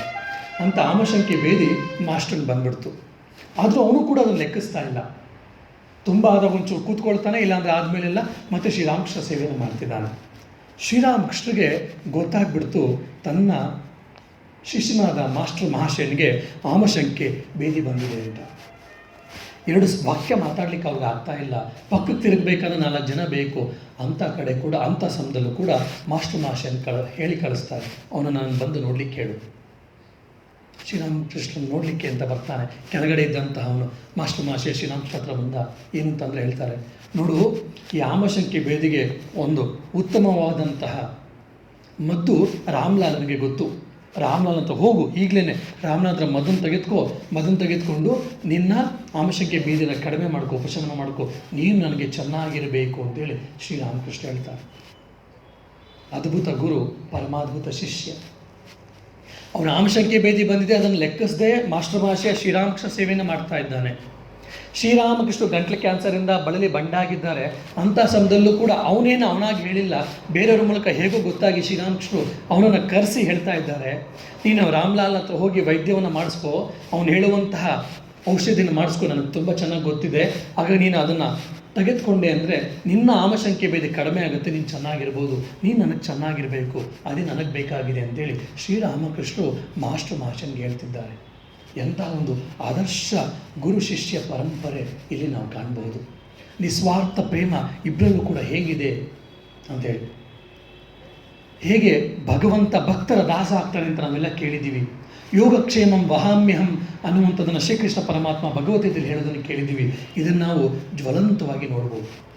ಯಾವಾಗ ನಾವು ಭಗವಂತನನ್ನು ನಾವು ನಿಜವಾಗಿ ಸಂಪೂರ್ಣವಾಗಿ ಶರಣಾದರೆ ಹೇಗೆ ಭಗವಂತ ನಮ್ಮನ್ನು ಕಾಪಾಡ್ತಾನೆ, ನಮ್ಮ ಎಲ್ಲ ಯೋಗಕ್ಷೇಮಗಳನ್ನು, ಆಂತರಿಕ ಜೀವನ ಇರ್ಬೋದು, ಬಾಹ್ಯ ಜೀವನ ಇರ್ಬೋದು, ಎಲ್ಲವನ್ನು ಕೂಡ ಹೇಗೆ ನಮ್ಮನ್ನು ಕಾಪಾಡ್ತಾನೆ, ಹೇಗೆ ನಮ್ಮನ್ನು ನೋಡ್ಕೊಳ್ತಾನೆ ಅನ್ನೋದಕ್ಕೆ ಇಲ್ಲಿ ಅದ್ಭುತವಾದಂತಹ ಒಂದು ನಿದರ್ಶನ ನಮಗೆ. ಕಾಶೀಪುರ ಉದ್ಯಾನ ಬಾಟಿಲಿ ಶ್ರೀರಾಮಕೃಷ್ಣಗೆ ಕ್ಯಾನ್ಸರ್ ಅಂತೇಳಿ ಅವನು ಕರ್ಕೊಂಡು ಬಂದರು, ವೈದ್ಯಕೀಯ ತಪಾಸಣೆಗೆ ಸಹಾಯ ಆಗಲಿ ಅಂತ. ಆದರೆ ಅಲ್ಲಾಗಿದ್ದೇ ಬೇರೆ. ವೈದ್ಯಕೀಯ ತಪಾಸಣೆಗೆ ಸುಲಭವಾಗಿ ಅಂತ ಶ್ರೀರಾಮಕೃಷ್ಣನ ಕರ್ಕೊಂಡು ಬಂದರು. ಆದರೆ ಶ್ರೀರಾಮಕೃಷ್ಣ ತನ್ನ ಲೀಲಾ ಕಾರ್ಯವನ್ನು ಮುಗಿಸ್ತಾ ಇದ್ದೀವಿ ಅಂತ ಗೊತ್ತಾಗಿ ಆ ಏನು ಕಾಶೀಪುರದ ಮನೆಯಲ್ಲಿ ಏನಾಗಿತ್ತಪ್ಪ ಅಂದರೆ ಅದೊಂದು ತಪೋ ಕುಟೀರವಾಗಿತ್ತು. ಶ್ರೀರಾಮಕೃಷ್ಣನ ಯುವ ಸನ್ಯಾಸಿ ಶಿಷ್ಯನಿದ್ದರು, ಅವರ ಪ್ರತಿಯೊಬ್ಬರಿಗೂ ಕೂಡ ಇನ್ನೂ ನೀವು ಭಗವಂತನ ಸಾಕ್ಷಾತ್ಕಾರವನ್ನು ಮಾಡ್ಕೊಂಡಿಲ್ವಲ್ಲ ಅಂತ ಒಬ್ಬೊಬ್ಬರಿಗೂ ಬಡಿದು ಅವರ ವೈರಾಗ್ಯವನ್ನು ಶ್ರೀರಾಮಕೃಷ್ಣರು ಎಚ್ಚರಿಸ್ತಾ ಇದ್ರು. ಹಾಗಾಗಿ ಯುವ ಸನ್ಯಾಸಿ ಶಿಷ್ಯರು ಬಹುತೇಕರು ಮನೆಗೂ ಕೂಡ ಹೆಚ್ಚು ಹೋಗ್ತಾ ಇರಲಿಲ್ಲ. ಅಲ್ಲೇ ಶ್ರೀರಾಮಕೃಷ್ಣ ಸೇವೆಯನ್ನು ಮಾಡೋದು, ಅವರೊಂದು ಟೈಮ್ ಟೇಬಲನ್ನು ಹಾಕ್ಕೊಂಡು, ರೊಟೀನನ್ನು ಹಾಕ್ಕೊಂಡು ಟರ್ನ್ ಬೈ ಟರ್ನ್ ಅವರ ಶ್ರೀರಾಮಕೃಷ್ಣ ಸೇವೆಯನ್ನು ಮಾಡೋದು. ಇನ್ನು ಮಿಕ್ಕಿದ ಸಮಯದಲ್ಲಿ ಒಂದು 2-3 ಗಂಟೆ 4 ಗಂಟೆ ಮಲಗಿಬಿಡೋದು. ಮಿಕ್ಕಿದ ಸಮಯದಲ್ಲಿ ಧ್ಯಾನವನ್ನು ಮಾಡೋದು, ಜಪವನ್ನು ಮಾಡೋದು, ಇಲ್ಲ ಸಂವಾದವನ್ನು ಮಾಡುವಂಥದ್ದು ಭಗವಂತನ ಕುರಿತು, ಇಲ್ಲ ಅವ್ರಿಗೇನಾದರೂ ಪ್ರಶ್ನೆಗಳಿದೆ ಶ್ರೀರಾಮಕೃಷ್ಣ ಹತ್ರ ಕೇಳೋದು. ಈ ರೀತಿ ಮಾಡ್ತಾ ಆ ಕಾಶೀಪುರ ಉದ್ಯಾನ ಬಾಟಿ ಅಂತ ನಾವೇನು ಕರಿತೀವಿ, ಆ ಮನೆ ಅದೊಂದು ಸಾಮಾನ್ಯವಾದ ಮನೆಯಾಗಿರಲಿಲ್ಲ, ರೋಗಿ ಇರುವಂತಹ ಮನೆಯಾಗಿರಲಿಲ್ಲ, ಬದಲಾಗಿ ಒಂದು ತಪೋ ಕುಟೀರವಾಗಿತ್ತು. ಶ್ರೀರಾಮಕೃಷ್ಣ ಅವರು ದೇಹವನ್ನು ಬಿಡೋಕ್ಕಿಂತ ಮುಂಚೆ ಆ ಸನ್ಯಾಸಿಷರ ಒಂದು ತಂಡವನ್ನು ಸಂಪೂರ್ಣವಾಗಿ ತರಬೇತಿಯನ್ನು ಮಾಡ್ತಾಯಿದ್ರು. ಇದೇ ಸಮಯದಲ್ಲಿ ಶ್ರೀರಾಮಕೃಷ್ಣ ಮಲಗಿದ್ದಾರೆ. ಅದೇ ಕೋಣೆಯಲ್ಲಿ ಮಾಸ್ಟರ್ ಮಾಷೆ ಕೂತಿದ್ದಾನೆ. ಯುವಕ ನರೇಂದ್ರ ಕೂಡ ಕೂತಿದ್ದಾನೆ. ಅವನು ಕೂಡ ಅತ್ಯಂತ ಬೇಗವಾಗಿ ನಾನು ಭಗವಂತನ ಸಾಕ್ಷಾತ್ಕಾರನ ಮಾಡಿಕೊಳ್ಬೇಕು, ನಿರ್ವಿಕಲ್ಪ ಸಮಾಧಿಯ ಅನುಭವನ ಪಡ್ಕೊಳ್ಬೇಕು ಅಂತ ವ್ಯಾಕುಲ ಚಿತ್ತನಾಗಿದ್ದಾನೆ. ಹಲವಾರು ಗಂಟೆಗಳು, ರಾತ್ರಿ ಬೆಳಗ್ಗೆ ಅಂತ ಹೇಳಿದೆ, ಹಲವಾರು ಗಂಟೆಗಳ ಧ್ಯಾನವನ್ನು ಮಾಡ್ತಾ ಇದ್ದಾನೆ, ದೀರ್ಘವಾದ ಧ್ಯಾನವನ್ನು.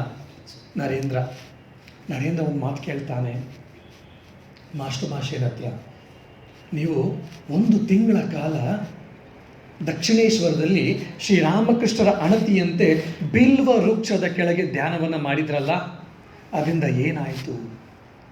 ಇದನ್ನು ಯಾರು ಹೇಳಿದರು? ಶ್ರೀರಾಮಕೃಷ್ಣ ಸ್ವಯಂ ಹೇಳಿದರು. 25-30 ದಿವಸ ಹೆಚ್ಚು ಕಡಿಮೆ ನೀನು ರಜವನ್ನು ಹಾಕಿ ಇಲ್ಲಿ ಬಂದು ಸಾಧನೆಯನ್ನು ಮಾಡು ಅಂತ ಹೇಳಿ.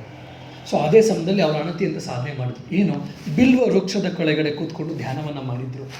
ಯಾರು? ಮಾಸ್ಟರ್ ಮಾಷೆಯ 28-30 ದಿವಸದ ಕೆಳಗೆ.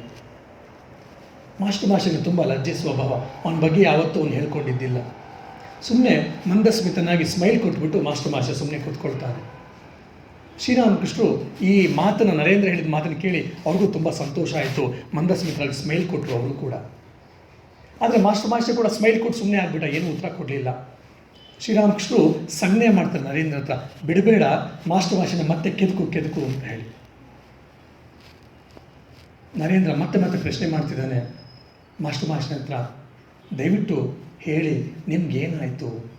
28-30 ದಿವಸಗಳ ಕಾಲ ದಕ್ಷಿಣೇಶ್ವರದಲ್ಲಿ ಬಿಲ್ವ ವೃಕ್ಷದ ಕೆಳಗೆ ಕೂತು ಧ್ಯಾನ ಮಾಡಿದ್ರಲ್ಲ, ಏನಾಯಿತು ಅಂತ. ಮಾಸ್ಟರ್ ಮಾಷನ್ಗೆ ಅರ್ಥ ಆಯಿತು, ಇನ್ನು ಇವನು ಬಿಡೋನಲ್ಲ. ಶ್ರೀರಾಮಕೃಷ್ಣ ಬೇರೆ ಸಿಗ್ನಲ್ ಬೇರೆ ಕೊಟ್ಟುಬಿಟ್ಟಿದ್ದಾರೆ, ಇನ್ನು ಇವನು ಬಿಡೋನಲ್ಲ. ಕೊನೆಗೆ ಒಂದೇ ಒಂದು ವಾಕ್ಯ ಹೇಳ್ತಾರೆ, ಶ್ರೀರಾಮಕೃಷ್ಣ ಕಡೆ ತೋರಿಸ್ತಾ ಮಾಸ್ಟರ್ ಮಾಷೆಯ, ಅವರನ್ನು ನಾನು ಪಡ್ಕೊಂಡೆ. ಎಂಥ ಮಾತು ನೋಡಿ ಅದು. 28-30 ದಿವಸಗಳ ಕಾಲ ಬಿಲ್ವ ವೃಕ್ಷದ ಕೆಳಗಡೆ ಕೂತ್ಕೊಂಡು ಧ್ಯಾನ ಮಾಡಿ ನಿನಗೇನು ಸಿದ್ಧಿ ಸಿಕ್ತು, ನಿನಗೇನಾಯಿತು, ನಿನಗೇನು ದರ್ಶನ ಆಯಿತು, ನೀನೇನು ಪಡ್ಕೊಂಡೆ ಅಂತಂದರೆ ಶ್ರೀರಾಮಕೃಷ್ಣ ಕಡೆ ಬೆಳೆ ತೋರಿಸ್ತಾ ಮಾಸ್ಟರ್ ಮಾಷ ಹೇಳ್ತಾನೆ, ಅವರನ್ನು ಪಡ್ಕೊಂಡೆ ಅಂತ. ಇದೆಲ್ಲವೂ ಕೂಡ ನಮಗಿವತ್ತು ಒಂಥರ ಕಲ್ಪನೆ ಅಂತ ಕಾಣುತ್ತೆ. ಆದರೆ ಇವರೆಲ್ಲರೂ ಕೂಡ ಸಾಧನೆಯನ್ನು ಮಾಡಿ ಹೋಗಿದ್ರು. ಇದನ್ನೇ ಪ್ರಾಯಶಃ ಒಂದು 3-4 ತಿಂಗಳ ಹಿಂದೆ ಈ ಒಂದು ವಾಕ್ಯವನ್ನು ನಾನೊಬ್ಬ ಹಿರಿಯ ಸನ್ಯಾಸಿಗಳಿಂದ ನಾನು ಕೇಳಿದ್ದೀನಿ. ನಿಮಗೆ ಗೊತ್ತೇನೋ, ಶ್ರೀರಾಮಕೃಷ್ಣ ಕಥಾಮೃತದಲ್ಲಿ ಪ್ರತಿ ವಾಕ್ಯದಲ್ಲೂ ಬರುತ್ತೆ, ಭಗವನ್ನಾಮ ಜಪದಿಂದ ಏನನ್ನು ಬೇಕಾದರೂ ಪಡಿಬೋದು ಅಂತ ಹೇಳಿ.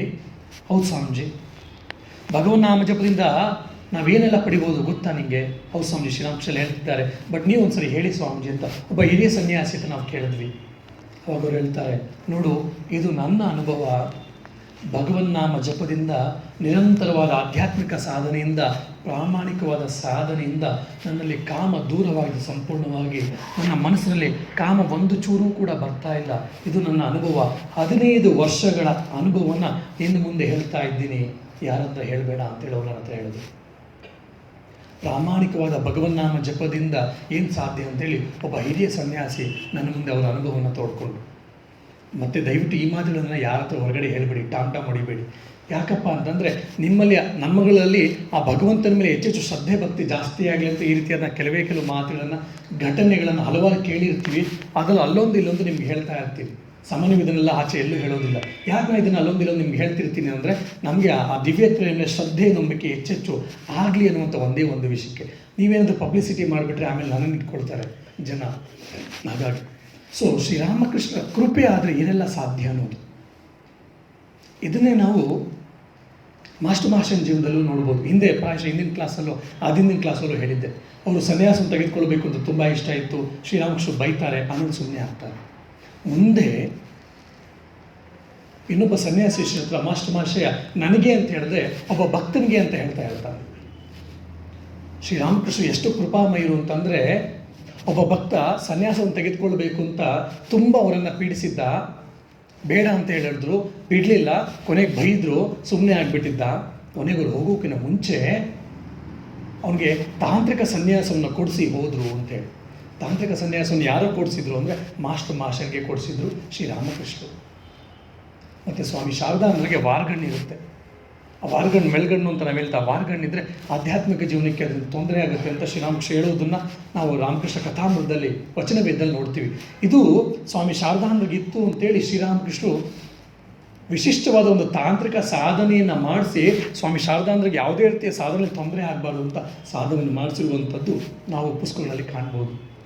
ಯಾರು ಬೆಂಗಾಳಿ ಪುಸ್ತಕಗಳನ್ನು ಸ್ವಲ್ಪ ಮತ್ತು ದೊಡ್ಡ ದೊಡ್ಡ ಪುಸ್ತಕಗಳನ್ನ ಆಳವಾಗಿ ಅಧ್ಯಯನ ಮಾಡ್ತೀರೋ ಅವ್ರಿಗೆ ಮಾತ್ರ ಈ ಕೆಲವು ಘಟನೆಗಳು ನಮಗೆ ಗೊತ್ತಾಗುತ್ತೆ. ಇನ್ನು ಕೆಲವು ಘಟನೆಗಳು ಪರಂಪರಾಗತವಾಗಿ ಹಿರಿಯ ಸನ್ಯಾಸಿಗಳಿಂದ ಕಿರಿಯರಿಗೆ ಮಾತ್ರ ಗೊತ್ತಾಗುತ್ತೆ, ಬಿಟ್ಟರೆ ಹೊರಗಡೆ ಎಲ್ಲೂ ಗೊತ್ತಾಗಲ್ಲ. ಈ ರೀತಿ ಶ್ರೀರಾಮಕೃಷ್ಣ ಜೀವನದಲ್ಲಿ ನೂರಾರು ಸಾವಿರಾರು ಘಟನೆಗಳನ್ನು ಅವರ ಶಿಷ್ಯಂದ್ರಿಗೆ ಅವರ ಆಧ್ಯಾತ್ಮಿಕ ಜೀವನ ಚೆನ್ನಾಗಿರಲಿ, ಅವ್ರಿಗೆ ಬಂದಿರುವಂಥ ಎಲ್ಲ ರೀತಿಯ ಕಷ್ಟಗಳು ಬಾಹ್ಯ ಜೀವನದಲ್ಲಿರ್ಬೋದು, ಆಂತರಿಕ ಜೀವನದಲ್ಲಿರ್ಬೋದು, ಆ ಕಷ್ಟಗಳೆಲ್ಲವೂ ಕೂಡ ನಿವಾರಣೆ ಆಗಲಿ ಅಂತ ಹಲವಾರು ರೀತಿಯ ಸಾಧನೆಗಳನ್ನು ಶ್ರೀರಾಮಕೃಷ್ಣ ಮಾಡಿಸಿದ್ರು. ಇದು ಒಂದು ಮಾಸ್ಟರ್ ಜೀವನದಲ್ಲಿ ಬಿಲ್ವ ವೃಕ್ಷದ ಕೆಳಗಡೆ ಕೂತ್ಕೊಂಡು ಧ್ಯಾನ ಮಾಡಿದ್ರೆ ಏನಾಯಿತು ಅಂದರೆ ಅವನು ಶ್ರೀರಾಮಕೃಷ್ಣ ಪಡ್ಕೊಂಡ ಅಂತೇಳಿ ಮಾಸ್ಟರ್ ಹೇಳಿದ್ರೆ ನಾವು ಕೇಳ್ತೀವಿ. ಸೊ ಹಾಗಾಗಿ ಭಕ್ತಿಯಿಂದ ಶ್ರದ್ಧೆಯಿಂದ ಆ ಭಗವಂತನ ಜಪವನ್ನು ಮಾಡಿದ್ರೆ, ಭಗವಂತನ ಧ್ಯಾನವನ್ನು ಮಾಡಿದ್ರೆ, ಭಗವಂತನ ಪ್ರಾರ್ಥನೆಯನ್ನು ಮಾಡಿದ್ರೆ ಇವತ್ತು ಕೂಡ ನಾವು ಅವನನ್ನು ಪಡ್ಕೊಳ್ಬಹುದು. ಅದೇ ರೀತಿ ನಿಕುಂಜಾದೇವಿ ಕೂಡ ಪಡ್ಕೊಂಡ್ಳು. ನಿಕುಂಜಾದೇವಿನಿ 2-3 ಕ್ಲಾಸ್ ಹಿಂದೆ ಹೇಳಿದ್ವಿ. ಇದೇ ಸಮಯದಲ್ಲಿ ನಿಕುಂಜಾದೇವಿ ತನ್ನ ಮಗನನ್ನು ಕಳ್ಕೊಂಡು ಪುತ್ರ ಶೋಕದಿಂದ ತುಂಬ ಜರ್ಜರಿತಲಾಗಿದ್ಲು. ಅವಳು ಕೂಡ ಇವನು ಆತ್ಮಹತ್ಯೆಯನ್ನು ಮಾಡ್ಕೊಳ್ಳುವಂಥ ಆಲೋಚನೆಯನ್ನು ಬಿಟ್ಟ ಮೇಲೆ ಹೆಂಡತಿ ನಿಕುಂಜಾದೇವಿ ಆತ್ಮಹತ್ಯೆಯನ್ನು ಮಾಡ್ಕೊಳ್ಬೇಕು ಅಂತ ಆಲೋಚನೆಯನ್ನು ಮಾಡ್ತಿದ್ಲು.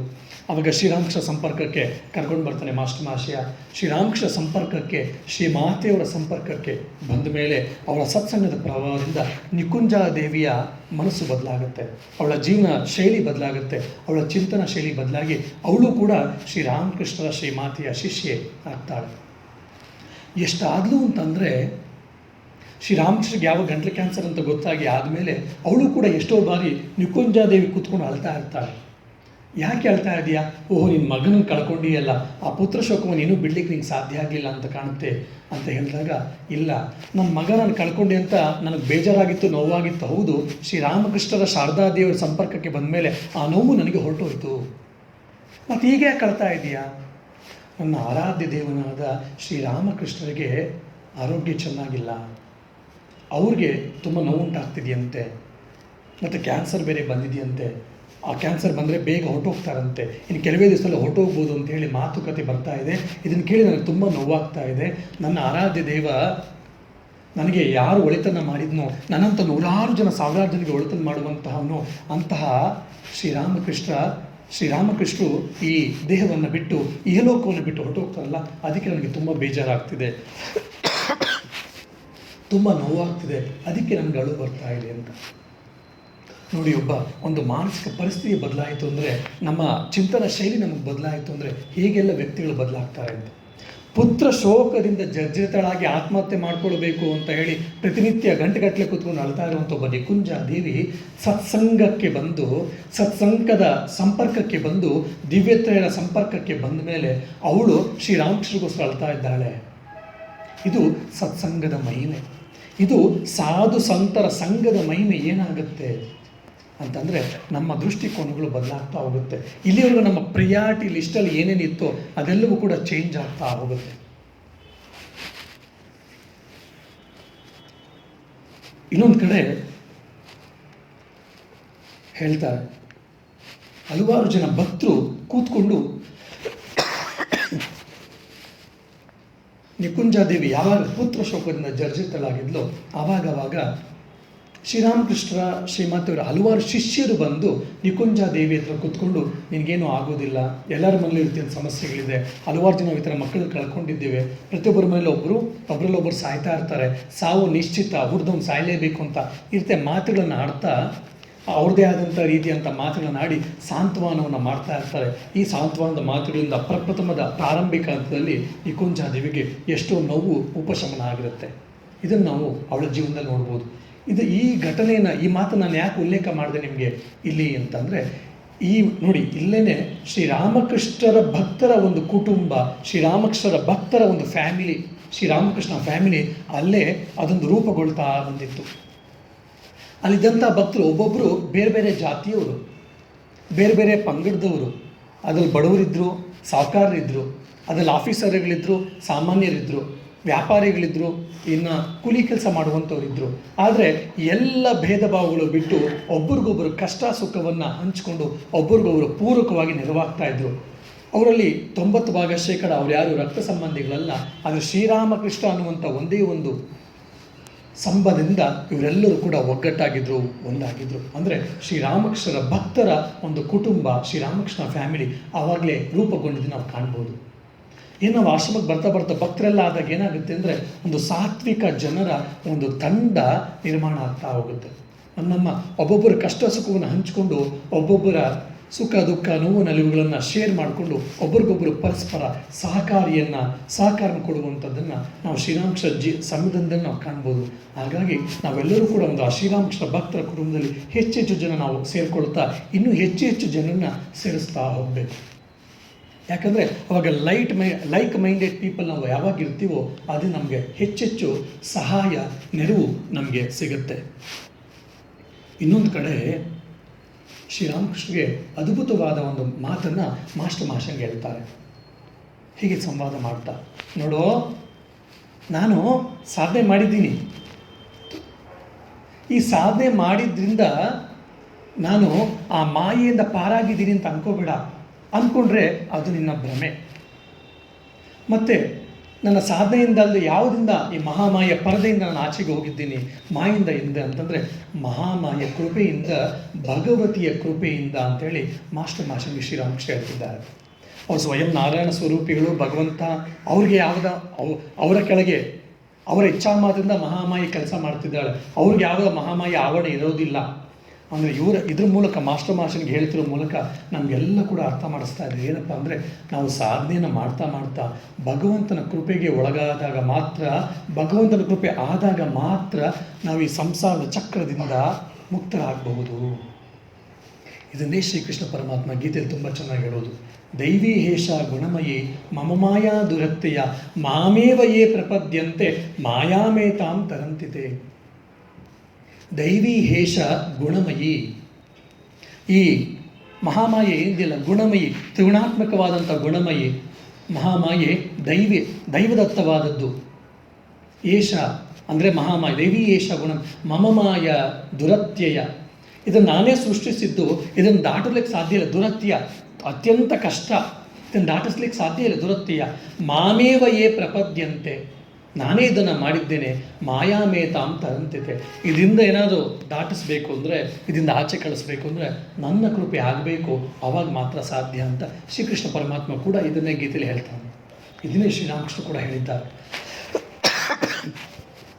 ನಾವು ಎಷ್ಟೋ ಬಂದು ನಾವು ಹಲವಾರು ಸಾಧನೆ ಮಾಡ್ತಾ ಇದ್ದೀವಲ್ಲ, ಸೊ ಭಗವಂತನ ಕೃಪೆ ಯಾಕೆ ಬೇಕು ಅಂತೇಳಿ ನಮಗೆ ಪ್ರಶ್ನೆ ಬಂದಿರುತ್ತೆ. ಇಲ್ಲ ಹಲವಾರು ಜನ ಕೇಳ್ತಾ ಇರ್ತಾರೆ, ನಾವೇ ಎಲ್ಲ ಸಾಧನೆ ಮಾಡೋದಂದರೆ ಭಗವಂತನ ಕೃಪೆ ಯಾಕೆ ಬೇಕು ಅಂತ.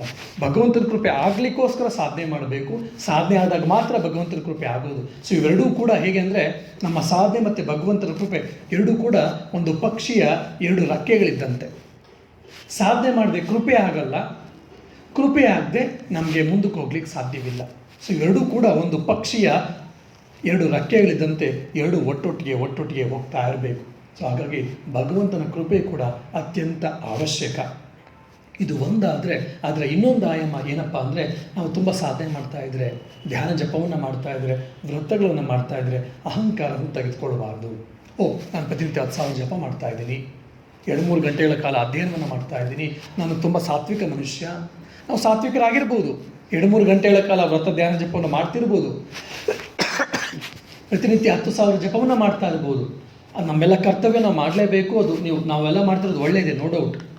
ಆದರೆ ಅದರಿಂದ ಆ ಸಾತ್ವಿಕ ಮದ ಅಂತ ಏನು ಹೇಳ್ತಾರಲ್ಲ, ಆ ಸಾತ್ವಿಕ ಮದವನ್ನು ನಾವು ತೆಗೆದುಕೊಳ್ಬಾರ್ದು, ಅಹಂಕಾರವನ್ನು ತೆಗೆದುಕೊಳ್ಬಾರ್ದು. ಅಹಂಕಾರ ನಾವೆಂದು ಪಡ್ಕೊಂಡ್ವಿ ಅಂದರೆ ಅಲ್ಲೇ ನಮಗೆ ಕುತ್ತು ಬರುತ್ತೆ, ನಾವು ಆಧ್ಯಾತ್ಮಿಕ ಜೀವನದಲ್ಲಿ ಮುಂದುವರಿಯುವುದಿಲ್ಲ ಅಂತೇಳಿ ಶ್ರೀರಾಮಕೃಷ್ಣರು ನಮ್ಮನ್ನು ಮಾಸ್ಟರ್ ನಿಮಿತ್ತವನ್ನಾಗಿಟ್ಕೊಂಡು ನಮ್ಮ ಎಲ್ಲ ಸಾಧಕರಿಗೆ ಅವರು ಎಚ್ಚರಿಸ್ತಾ ಇದ್ದಾರೆ. ಒಂದು ಸರಿ ಶ್ರೀರಾಮಕೃಷ್ಣ ಹೇಳ್ತಾರೆ, ಜನವರಿ 1886 ಸಮಯದಲ್ಲಿ ನೀನು ತಾರಕೇಶ್ವರಕ್ಕೆ ಹೋಗಿ ತಾರಕೇಶ್ವರನ ಗರ್ಭ ಮಂದಿರದ ಏನಾದರೂ ಮಾಡಿ ಗರ್ಭ ಮಂದಿರಕ್ಕೆ ಹೋಗಿ ಅಲ್ಲಿ ಶಿವಲಿಂಗವನ್ನು ಸ್ಪರ್ಶ ಮಾಡಿ ಬಾ, ಮತ್ತು ಪೂರಿ ಜಗನ್ನಾಥಕ್ಕೆ ಹೋಗಿ ಪೂರಿ ಜಗನ್ನಾಥನ ಆಲಿಂಗನ ಮಾಡಿಕೊಂಡು ಬಾ ಅಂತ. ಎರಡೂ ದುಸ್ತರ. ಯಾಕಂದರೆ ತಾರಕೇಶ್ವರ ಗರ್ಭ ಮಂದಿರದಲ್ಲಿ ಯಾರೂ ಪ್ರವೇಶ ಬಿಡೋಲ್ಲ, ಮತ್ತು ಪೂರಿಯ ಜಗನ್ನಾಥನ ಆಲಿಂಗನ ಮಾಡಿಕೊಳ್ಳೋದು ಅಂದರೆ ಅದು ಇನ್ನೊಂದು ಕನಸೆ. ಆದರೆ ಗುರುವಿನ ಆಜ್ಞೆ ಆಗಿದೆ. ತಾರಕೇಶ್ವರಕ್ಕೆ ಹೋಗ್ತಾನೆ ಮಾಸ್ಟರ್ ಮಹಾಶಯ, ನೋಡ್ತಾನೆ, ಒಳಗಡೆ ಯಾರನ್ನೂ ಬಿಡ್ತಾ ಇಲ್ಲ. ಯೋಚನೆ ನೋಡ್ದ ಗಮನಿಸ್ದ. ಆವಾಗ ಯೋಚನೆ ಮಾಡ್ದ, ಸ್ವಲ್ಪ ದುಡ್ಡನ್ನು ಚೆಲ್ಲಿದ್ರೆ ಆಗ್ಬೋದು ಅಂತೇಳಿ ದುಡ್ಡನ್ನು ಕೊಡ್ತಾನೆ ಅರ್ಚಕರಿಗೆ. ಯಾವಾಗ ಒಂದು ದುಡ್ಡನ್ನು ಕೊಟ್ಟರು ಅರ್ಚಕರು ಒಳಗಡೆ ಬಿಟ್ಟುಬಿಡ್ತಾರೆ. ತಾರಕೇಶ್ವರನ ಒಳಗಡೆ ಹೋಗಿ ಗರ್ಭ ಮಂದಿರಕ್ಕೆ ಹೋಗಿ ಶ್ರೀರಾಮಕೃಷ್ಣ ಹೇಳಿದಂತೆ ಶಿವಲಿಂಗಕ್ಕೆ ತನ್ನ ಮಸ್ತಕವನ್ನು ಇಟ್ಟು ನಮಸ್ಕಾರವನ್ನು ಮಾಡಿ ಆಶೀರ್ವಾದವನ್ನು ಪಡ್ಕೊಂಡು ಬರ್ತಾನೆ. ಪಡ್ಕೊಂಡು ಬಂದಮೇಲೆ ಶ್ರೀರಾಮಕೃಷ್ಣ ಹೇಳ್ತಾರೆ, ಏನು ಅನುಭವ ಆಯಿತು ನಿನಗೆ? ತಾರಕೇಶ್ವರಕ್ಕೆ ಹೋಗಿದ್ಯಲ್ಲ. ಪ್ರಾಯಶಃ ನಾವು ರಾಮಕೃಷ್ಣ ಆಶ್ರಮದ ರಾಮಕೃಷ್ಣ ಭಕ್ತರು ಯಾರ್ಯಾರು ಬೇಲೂರು ಮಠಕ್ಕೆ ಕಾಮರ್ಪುರ ಜಯರಾಮಡಿಗೆ ಹೋಗಿರ್ತೀವೋ, ಯಾರ್ಯಾರು ಶ್ರೀರಾಮಕೃಷ್ಣ ಜೀವನ ಚೆನ್ನಾಗಿ ಓದಿರ್ತೀವೋ ಅವರೆಲ್ಲರೂ ಕೂಡ ತಾರಕೇಶ್ವರಕ್ಕೆ ಹೋಗಿ ಇರ್ತೀವಿ. ಏನು ಕಂಡೆ? ನಮ್ಗೆ ಇವತ್ತು ಏನು ಕಾಣ್ತೀವಿ ಅಂದರೆ ಅಲ್ಲಿ ಸಾಮಾನ್ಯ ಅರ್ಚಕರು ನಾವು ಹೋಗಿದ ತಕ್ಷಣ ಬನ್ನಿ ಪೂಜೆ ಮಾಡಿಸ್ತೀವಿ ಅಂತ ಹೇಳ್ತಿರ್ತಾರೆ. ಸ್ವಲ್ಪ ಅಲ್ಲಿ ಹೊರಗಡೆ ಗಲೀಜು ಕಂಡಿರುತ್ತೆ. ಅಯ್ಯೋ ಏನಪ್ಪ ಏನು ಮಾಡೋದು, ಶ್ರೀರಾಮಕೃಷ್ಣ ಬಂದಿದ್ರಂತೆ, ಶ್ರೀಮಾತೆಯವರು ಬಂದಿದ್ರಂತೆ, ಹಂಗಾಗಿ ನಾವು ಹೋಗಬೇಕು ಅಂತೇಳಿ ಆ ಭಾವನೆಯಲ್ಲಿ ಹೋಗ್ಬಿಟ್ಟು ಒಂದು ದೇವಸ್ಥಾನವನ್ನು ಹೋಗ್ಬಿಟ್ಟು ಒಂದು ಪೂಜೆಯನ್ನು ಮಾಡಿಸ್ಕೊಂಡು ಒಂದು ಅಭಿಷೇಕವನ್ನು ಮಾಡಿಸ್ಕೊಂಡು ಏನೋ ಮಾಡ್ಕೊಂಡು ಆಚೆಗೆ ಬಂದುಬಿಡ್ತೀವಿ. ಸರಿ, ತಾರಕೇಶ್ವರನ ದರ್ಶನ ಆಯಿತು ಅಂತೇಳಿ ಶ್ರೀರಾಮಕೃಷ್ಣ ಕೇಳ್ತಾರೆ, ಏನು ಕಂಡೆ ನೀನು ಅಲ್ಲಿ? ಶಿವಲಿಂಗವನ್ನು ಕಂಡಿಯಾ? ಕಂಡೆ ಪ್ರಭು. ಮತ್ತೇನು ಕಂಡೆ? ಇಡೀ ಜಗತ್ತಿನ ಪ್ರಕಾಶ ಅಲ್ಲಿ ಘನೀರೂಪವಾಗಿದ್ದನ್ನು ಕಂಡೆ. ನೋಡಿ, ಅಂದರೆ ನಾವು ದೇವಸ್ಥಾನಗಳಿಗೆ ಹೋಗಬೇಕಾದ್ರೆ ಯಾವ ರೀತಿ ಆಲೋಚನೆಯನ್ನು, ಯಾವ ರೀತಿ ಆಟಿಟ್ಯೂಡನ್ನು ಇಟ್ಕೊಂಡು ಹೋಗಬೇಕು ಅನ್ನೋದಕ್ಕೆ ನಮಗಿದೊಂದು ಉತ್ತಮವಾದ ನಿದರ್ಶನ. ತಾರಕೇಶ್ವರಕ್ಕೆ ಅಸಂಖ್ಯ ಭಕ್ತರು ಹೋಗ್ತಾರೆ. ನಾನು ನೀವು ಕೂಡ ಹೋಗ್ತೀವಿ. ಆದರೆ ಮಾಸ್ಟರ್ ಮಹಾಶಯ ಹೇಳ್ತಾನೆ, ನಾನಿಲ್ಲಿ ಹೋದಾಗ ಶಿವಲಿಂಗವ ಜಾಗದಲ್ಲಿ ಏನು ಕೊಂಡೆ ಅಂದರೆ ಪ್ರಕಾಶದ ಘನೀರೂಪವನ್ನು ಕಂಡೆ ಅಂತ. ಅವಾಗ ಶ್ರೀರಾಮಕೃಷ್ಣ ಹೇಳ್ತಾರೆ, ಬೇಷ್ ಸರಿಯಾಗಿ ನೋಡಿದ್ದೀಯಾ. ಯಾಕಂದರೆ ತಾರಕೇಶ್ವರ ಶಿವ ಜಾಗೃತ ದೇವತೆ. ನಮಗೆ ನಾವೆಲ್ಲ ಹೋದಾಗ ಅಲ್ಲಿ ಶಿವಲಿಂಗವನ್ನು ಕಾಣ್ತೀವಿ, ಕಲ್ಲಿನ ಒಂದು ಮೂರ್ತವಾದ ಶಿವಲಿಂಗವನ್ನು ಅಷ್ಟೇ ನಾವು ಕಾಣ್ತೀವಿ. ಆದರೆ ಮಾಸ್ಟರ್ ಮಹಾಶಯ ಹೋದಾಗ ಪ್ರಕಾಶದ ಒಂದು ಘನೀರೂಪವನ್ನು ಕಂಡ. ಯಾಕಂದರೆ ಅವನ ಮನಸ್ಸು ಅಷ್ಟು ಪರಿಶುದ್ಧವಾಗಿತ್ತು, ಅವನ ಮನಸ್ಸು ಅಷ್ಟು ಮೇಲಕ್ಕೆ ಹೋಗಿತ್ತು. ಹಾಗಾಗಿ ಅಲ್ಲಿ ಏನಿತ್ತು ಅದನ್ನೇ ಅವನು ಕಂಡ. ಮಹಾಪುರುಷ ಮಹಾರಾಜ ಸ್ವಾಮಿ ಶಿವಾನಂದರು ಯಾರು ಮೈಸೂರಿಗೆ ಯಾರು ಭಕ್ತರಾಗಲಿ ಇಲ್ಲ ಸನ್ಯಾಸಿಗಳಾಗಲಿ ಬ್ರಹ್ಮಚಾರಿಗಳು ಯಾರಾದರೂ ಬರ್ತಾ ಇದ್ದಾರೆ ಅಂದರೆ ಆಗಿನ ಕಾಲದಲ್ಲೇ ₹1-2 ಕೊಟ್ಟು ಚಾಮುಂಡಿ ದೇವಿಯ ಪೂಜೆಯನ್ನು ಮಾಡಿಸು, ಅವಳು ಜಾಗೃತ ದೇವತೆ ಅಂತ ಹೇಳಿ ಮಾಸ್ಟರ್ ಮಹಾಶಯ ಹೇಳ್ತಾ ಇದ್ದನ್ನು, ಮಹಾಪುರುಷ ಮಹಾರಾಜ್ ಹೇಳ್ತಾ ಇದ್ದನ್ನು ಅವ್ರ ಜೀವನದಲ್ಲಿ ನಾವು ಕಾಣ್ತೀವಿ. ನೀವು ಹೋದರೆ ತುಂಬ ಚೆನ್ನಾಗಿ ಅಲಂಕಾರ ಮಾಡಿದ್ದಾರೆ, ಹೂ ಕಾಣಿಸ್ತದೆ. ಸ್ವಲ್ಪ ಅಥವಾ ಒಳಗಡೆ ಏನಾದರೂ ಹೋದ್ವಿ ಅಂದರೆ ಚಾಮುಂಡಿ ದೇವಿಯ ಒಂದು ಮೂರ್ತಿ ನಮ್ಗೆ ಕಾಣುತ್ತಷ್ಟೇ. ನಮಗೆಲ್ಲ ಕಾಪಾಡಮ್ಮ, ನಮ್ಮೆಲ್ಲ ಕಷ್ಟಗಳು ನೀಗಿಸಮ್ಮ, ಹಾಗೆ ನಾವು ಪ್ರಾರ್ಥನೆಯನ್ನು ಮಾಡಿ ಬರ್ತೀವಿ. ಅದೇ ಮಹಾಪುರುಷ ಮಹಾರಾಜರು ಚಾಮುಂಡಿ ಬೆಟ್ಟಕ್ಕೆ ಹೋದಾಗ, ಅಲ್ಲಿ ದೇವಸ್ಥಾನದ ಒಳಗಡೆ ಹೋದಾಗ ಅವರು ಆ ಆದಿಶಕ್ತಿಯನ್ನು ಕಂಡರು, ಜಗನ್ಮಾತೆಯನ್ನು ಕಂಡರು. ಇಲ್ಲಿ ಜಗನ್ಮಾತೆ ಜ್ವಲಂತವಾಗಿದ್ದಾಳೆ ಅನ್ನುವಂಥ ದರ್ಶನ ಮಹಾಪುರುಷ ಮಹಾರಾಜ್ಗೆ ಆಗಿತ್ತು. ಸೊ ಹಾಗಾಗಿ ನಾವು ದೇವಸ್ಥಾನಗಳಿಗೆ ಹೋದಾಗ ಅದೊಂದು ಬರಿಯ ವಿಗ್ರಹವಲ್ಲ, ಚೈತನ್ಯದ ಘನಿ ರೂಪ. ಹಾಗಾದರೆ ತೋರಿಸಿ ನಮಗೆ ಅಂತಂದರೆ ಅದು ಎದುರುಗಡೆ ಇದೆ, ನಮಗೆ ಕಾಣಲಿಕ್ಕೆ ಸಾಧ್ಯ ಆಗ್ತಿಲ್ಲ. ಯಾಕಪ್ಪ ಅಂದರೆ ನಮ್ಮ ಮನಸ್ಸಿನಲ್ಲಿ ಅಷ್ಟು ಕಲ್ಮಶಗಳಿದೆ, ನಮ್ಮ ಮನಸ್ಸು ಆ ಮಟ್ಟಕ್ಕೆ ಹೋಗಿಲ್ಲ, ನಮ್ಮ ಮನಸ್ಸು ಆ ಸ್ಥಿತಿ ನಾವು ಪಡೆದೇ ಇಲ್ಲದೆ ಇರೋದ್ರಿಂದ ನಾವೊಂದು ಕಲ್ಲನ್ನು, ಒಂದು ಲೋಹದ ರೂಪವನ್ನು, ಒಂದು ಮರದ ರೂಪವನ್ನು, ಇಲ್ಲ ಒಂದು ಕಲ್ಲಿನ ರೂಪವನ್ನು ಅಷ್ಟೇ ಕಾಣ್ತೀವಿ, ಬಿಟ್ಟರೆ ಆ ಶಕ್ತಿಯನ್ನು ನಮಗೆ ಕಾಣಿಸೋದಿಲ್ಲ. ಹಾಗಾಗಿ ಯಾರಾದರೂ ಕೇಳಿದ ದೇವಸ್ಥಾನಕ್ಕೆ ನಾವು ಯಾಕೆ ಹೋಗಬೇಕು, ಕಲ್ಲಿನ ಪೂಜೆ ಯಾಕೆ ಮಾಡಬೇಕು ಅಂದರೆ ಈ ಎಕ್ಸಾಂಪಲ್ ನಾವು ಕೊಡಬಹುದು. ಸೊ ಒಂದು ದೇವಸ್ಥಾನದಲ್ಲಿ ಹಲವಾರು ವರ್ಷಗಳು ಪೂಜೆ ಪುನಸ್ಕಾರಗಳು ಆಗಿ ಮಂತ್ರಪೂರಿತವಾದಂತಹ ಅಭಿಷೇಕಗಳು ನಡೆದು ಅಲ್ಲಿ ಶಕ್ತಿ ಜಾಗೃತವಾಗಿರುತ್ತೆ. ನಾವು ನಮ್ಮ ಮನಸ್ಸನ್ನು ತಯಾರಿ ಮಾಡ್ಕೊಂಡು ಹೋದಾಗ ಆ ಶಕ್ತಿಯನ್ನು ಪಡ್ಕೊಳ್ಬೋದು. ಆ ಶಕ್ತಿಯನ್ನು ಭಾವಿಸ್ಬೋದು. ಇಲ್ಲ ಅಂದರೆ ಒಂದು ಪಿಕ್ನಿಕ್ ಆಗಿ ಹೋಗಿ ಒಂದು ಪೂಜೆಯನ್ನು ಮಾಡಿಸ್ಕೊಂಡು ಹರಕೆಯನ್ನು ಹೊತ್ಕೊಂಡು ದೇವರೇ ನಮ್ಮನ್ನು ಕಾಪಾಡಪ್ಪ, ನಮ್ಮ ಕಷ್ಟಗಳೆಲ್ಲ ಕಾಪಾಡಪ್ಪ ಅಂತ ಒಂದು ದೊಡ್ಡ ಲಿಸ್ಟನ್ನು ಭಗವಂತನಿಗೆ ಸಲ್ಲಿಸಿ ಆಚೆ ಬರ್ತೀವಿ. ಆಮೇಲೆ ಹೇಳಿದ್ದಾರೆ ದೊಡ್ಡವರು, ಏನೋ ಒಂದು ನಿಮಿಷ ಕೂತ್ಕೊಂಡು ಹೋಗಬೇಕು ಅಂತ.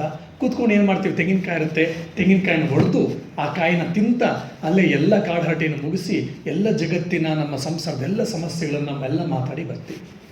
ಇಲ್ಲಾಂದ್ರೆ ಅಲ್ಲಿ ಗಲೀಜಿರೋದನ್ನು, ಇನ್ಯಾರೋ ಹೋಗ್ತಾ ಇದ್ದರೆ ಅವ್ರ ಬಟ್ಟೆಗಳನ್ನು, ಅವರ ಇನ್ಯಾವ ಥರ ಒಡವೆ ಹಾಕ್ಕೊಂಡಿದ್ದಾರೆ, ಅವ್ರ ಹೇರ್ ಸ್ಟೈಲು, ಅವ್ರ ಬಾಡಿ ಸ್ಟೈಲು, ಅವ್ರ ಕ್ಲೋತ್ ಸ್ಟೈಲು ಇತ್ಯಾದಿಗಳೆಲ್ಲ ಮಾತಾಡಿಕೊಂಡು ಇನ್ನೇನೇನೋ ಮಾತಾಡಿಕೊಂಡು ಅರ್ಚಕರು ಯಾವ ರೀತಿ ಪೂಜೆ ಮಾಡ್ತಾಯಿದ್ರು, ಅವ್ರ ಬಾಡಿ ಮೂಮೆಂಟ್ಸ್ ಏನು, ಅವ್ರು ಏನು ಮಾಡ್ತಿದ್ರು, ಏನು ಮಾಡಬಾರ್ದಿತ್ತು ಅವರು ಅಂತ ಎಲ್ಲ ಕಾಮೆಂಟ್ಸ್ ಕೊಟ್ಕೊಂಡು ಬರ್ತೀವಿ. ಹಾಗಾಗಿ ನಮಗೆ ಭಗವಂತ ಕಾಣಿಸೋಲ್ಲ. ಯಾಕೆ ಒಂದು ನಿಮಿಷ ಕುತ್ಕೊಂಡು ಬಾ ಅಂತ ನಮ್ಮ ಹಿರಿಯರು ಹೇಳಿದರು. ಭಗವಂತನ ದರ್ಶನವನ್ನು ಮಾಡಿದಾಗ ಮನಸ್ಸು ಸ್ವಲ್ಪವಾದರೂ ಒಳ್ಳೆಯದಾಗಿರುತ್ತೆ. ಬಂದು ಒಂದು ನಿಮಿಷ ಕೂತ್ಕೊಂಡು ಭಗವನ್ನಾಮ ಜಪವನ್ನು ಮಾಡಿ ಭಗವಂತನ ಚಿಂತನೆಯನ್ನು ಮಾಡಿ ಬಾ ಅಂತ ಹೇಳೋದು ನಮ್ಮವರು. ಅದಕ್ಕೆ ಸ್ವಲ್ಪ ಹೊತ್ತು ಕೂತ್ಕೋ ಅಂತ. ಸ್ವಲ್ಪ ಹೊತ್ತು ಕೂತ್ಕೊಳ್ಳೋಕೆ ನಮ್ಗೆ ಟೈಮ್ ಇಲ್ಲ ಅಂದರೆ 2 ನಿಮಿಷ ಆದರೂ ಕೂತ್ಕೊಂಡು ಹೋಗು ಅಂತ ನಮ್ಮವ್ರು ಹೇಳಿದರು. ಅಂದರೆ 2 ನಿಮಿಷ ಕೂತ್ಕೊಂಡು ತೆಂಗಿನಕಾಯಿ ಚಿಪ್ಪನ್ನು ಹೊಡೆದು ತೆಂಗಿನಕಾಯಿ ತಿಂದುಬಿಟ್ಟು ಬರಬೇಕು, ಇಲ್ಲ ಬಾಳೆಹಣ್ಣು ತಿನ್ನಬೇಕು, ಇಲ್ಲ ಕಾಡು ಹರಟೆ ಮಾಡಿ ಬರಬೇಕು ಅಂತ ಅಲ್ಲ.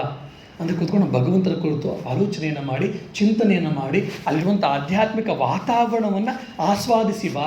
ಅಲ್ಲಿರುವಂಥ ಆಧ್ಯಾತ್ಮಿಕ ಆ ವಾತಾವರಣ ಸ್ವಲ್ಪ ಅವರು ತೆಗೆದುಕೊಂಡು ಬಾ ಅಂತ ಹೇಳಿ. ಅದಕ್ಕೋಸ್ಕರ ಅಂದರೆ ನಮ್ಮ ಹಿರಿಯರ ಒಂದೊಂದು ಆಚಾರ ವಿಚಾರ ಎಷ್ಟು ಅದ್ಭುತವಾಗಿತ್ತು ನೋಡಿ. ದುರಾದೃಷ್ಟ ಏನಪ್ಪ ಅಂದರೆ ನಾವು ಅದನ್ನೆಲ್ಲ ಅರ್ಥ ಮಾಡಿಕೊಳ್ಳದೆ ಆಚಾರ ಏನೋ ಉಳ್ಕೊಂಡಿದೆ, ಆದರೆ ಹಿಂದೆ ಇರುವಂಥ ವಿಚಾರ ಹೊರಟು ಹೋಗಿದೆ. ಸೊ ಒಂದು ಪೂಜೆ ಆಗಿರ್ಬೋದು, ದೇವತಾ ಪೂಜೆ ಆಗಿರ್ಬೋದು, ಎಲ್ಲವೂ ಕೂಡ ಅದಕ್ಕೆ ಅದ್ಭುತವಾದ ಅರ್ಥ ಇದೆ. ಯಾಕೆ ಈ ಪರಿವಾರ ದೇವತೆಗಳನ್ನೆಲ್ಲ ಇಟ್ಟಿದ್ರು? ಆ ಪರಿವಾರ ದೇವತೆಗಳು ಒಬ್ಬೊಬ್ರಿಗೂ ನಾವು ನಮಸ್ಕಾರ ಮಾಡ್ತಾ, ಅದಕ್ಕೆ ಪೂಜೆಗಳನ್ನು ಮಾಡಿಸ್ಕೊಳ್ತಾ, ಮಾಡ್ತಾ ಪವಿತ್ರ ಭಾವನೆಯಿಂದ ಹೋಗ್ತಾ ನಾವು ಮೇನ್ ಗರ್ಭಮಂದಿರಕ್ಕೆ ಹೋಗುವಷ್ಟೊತ್ತಿಗೆ ಎಲ್ಲ ಪರಿಕರ ದೇವತೆಗಳನ್ನು ನೋಡ್ತಾ, ಪರಿವಾರ ದೇವತೆಗಳು ನೋಡ್ತಾ ಅಷ್ಟೊತ್ತಿಗೆ ನಮ್ಮ ಮನಸ್ಸು ತಯಾರಿ ಆಗ್ತಾ ಸ್ವಲ್ಪ ಮಟ್ಟಿಗೆ ಆದರೂ.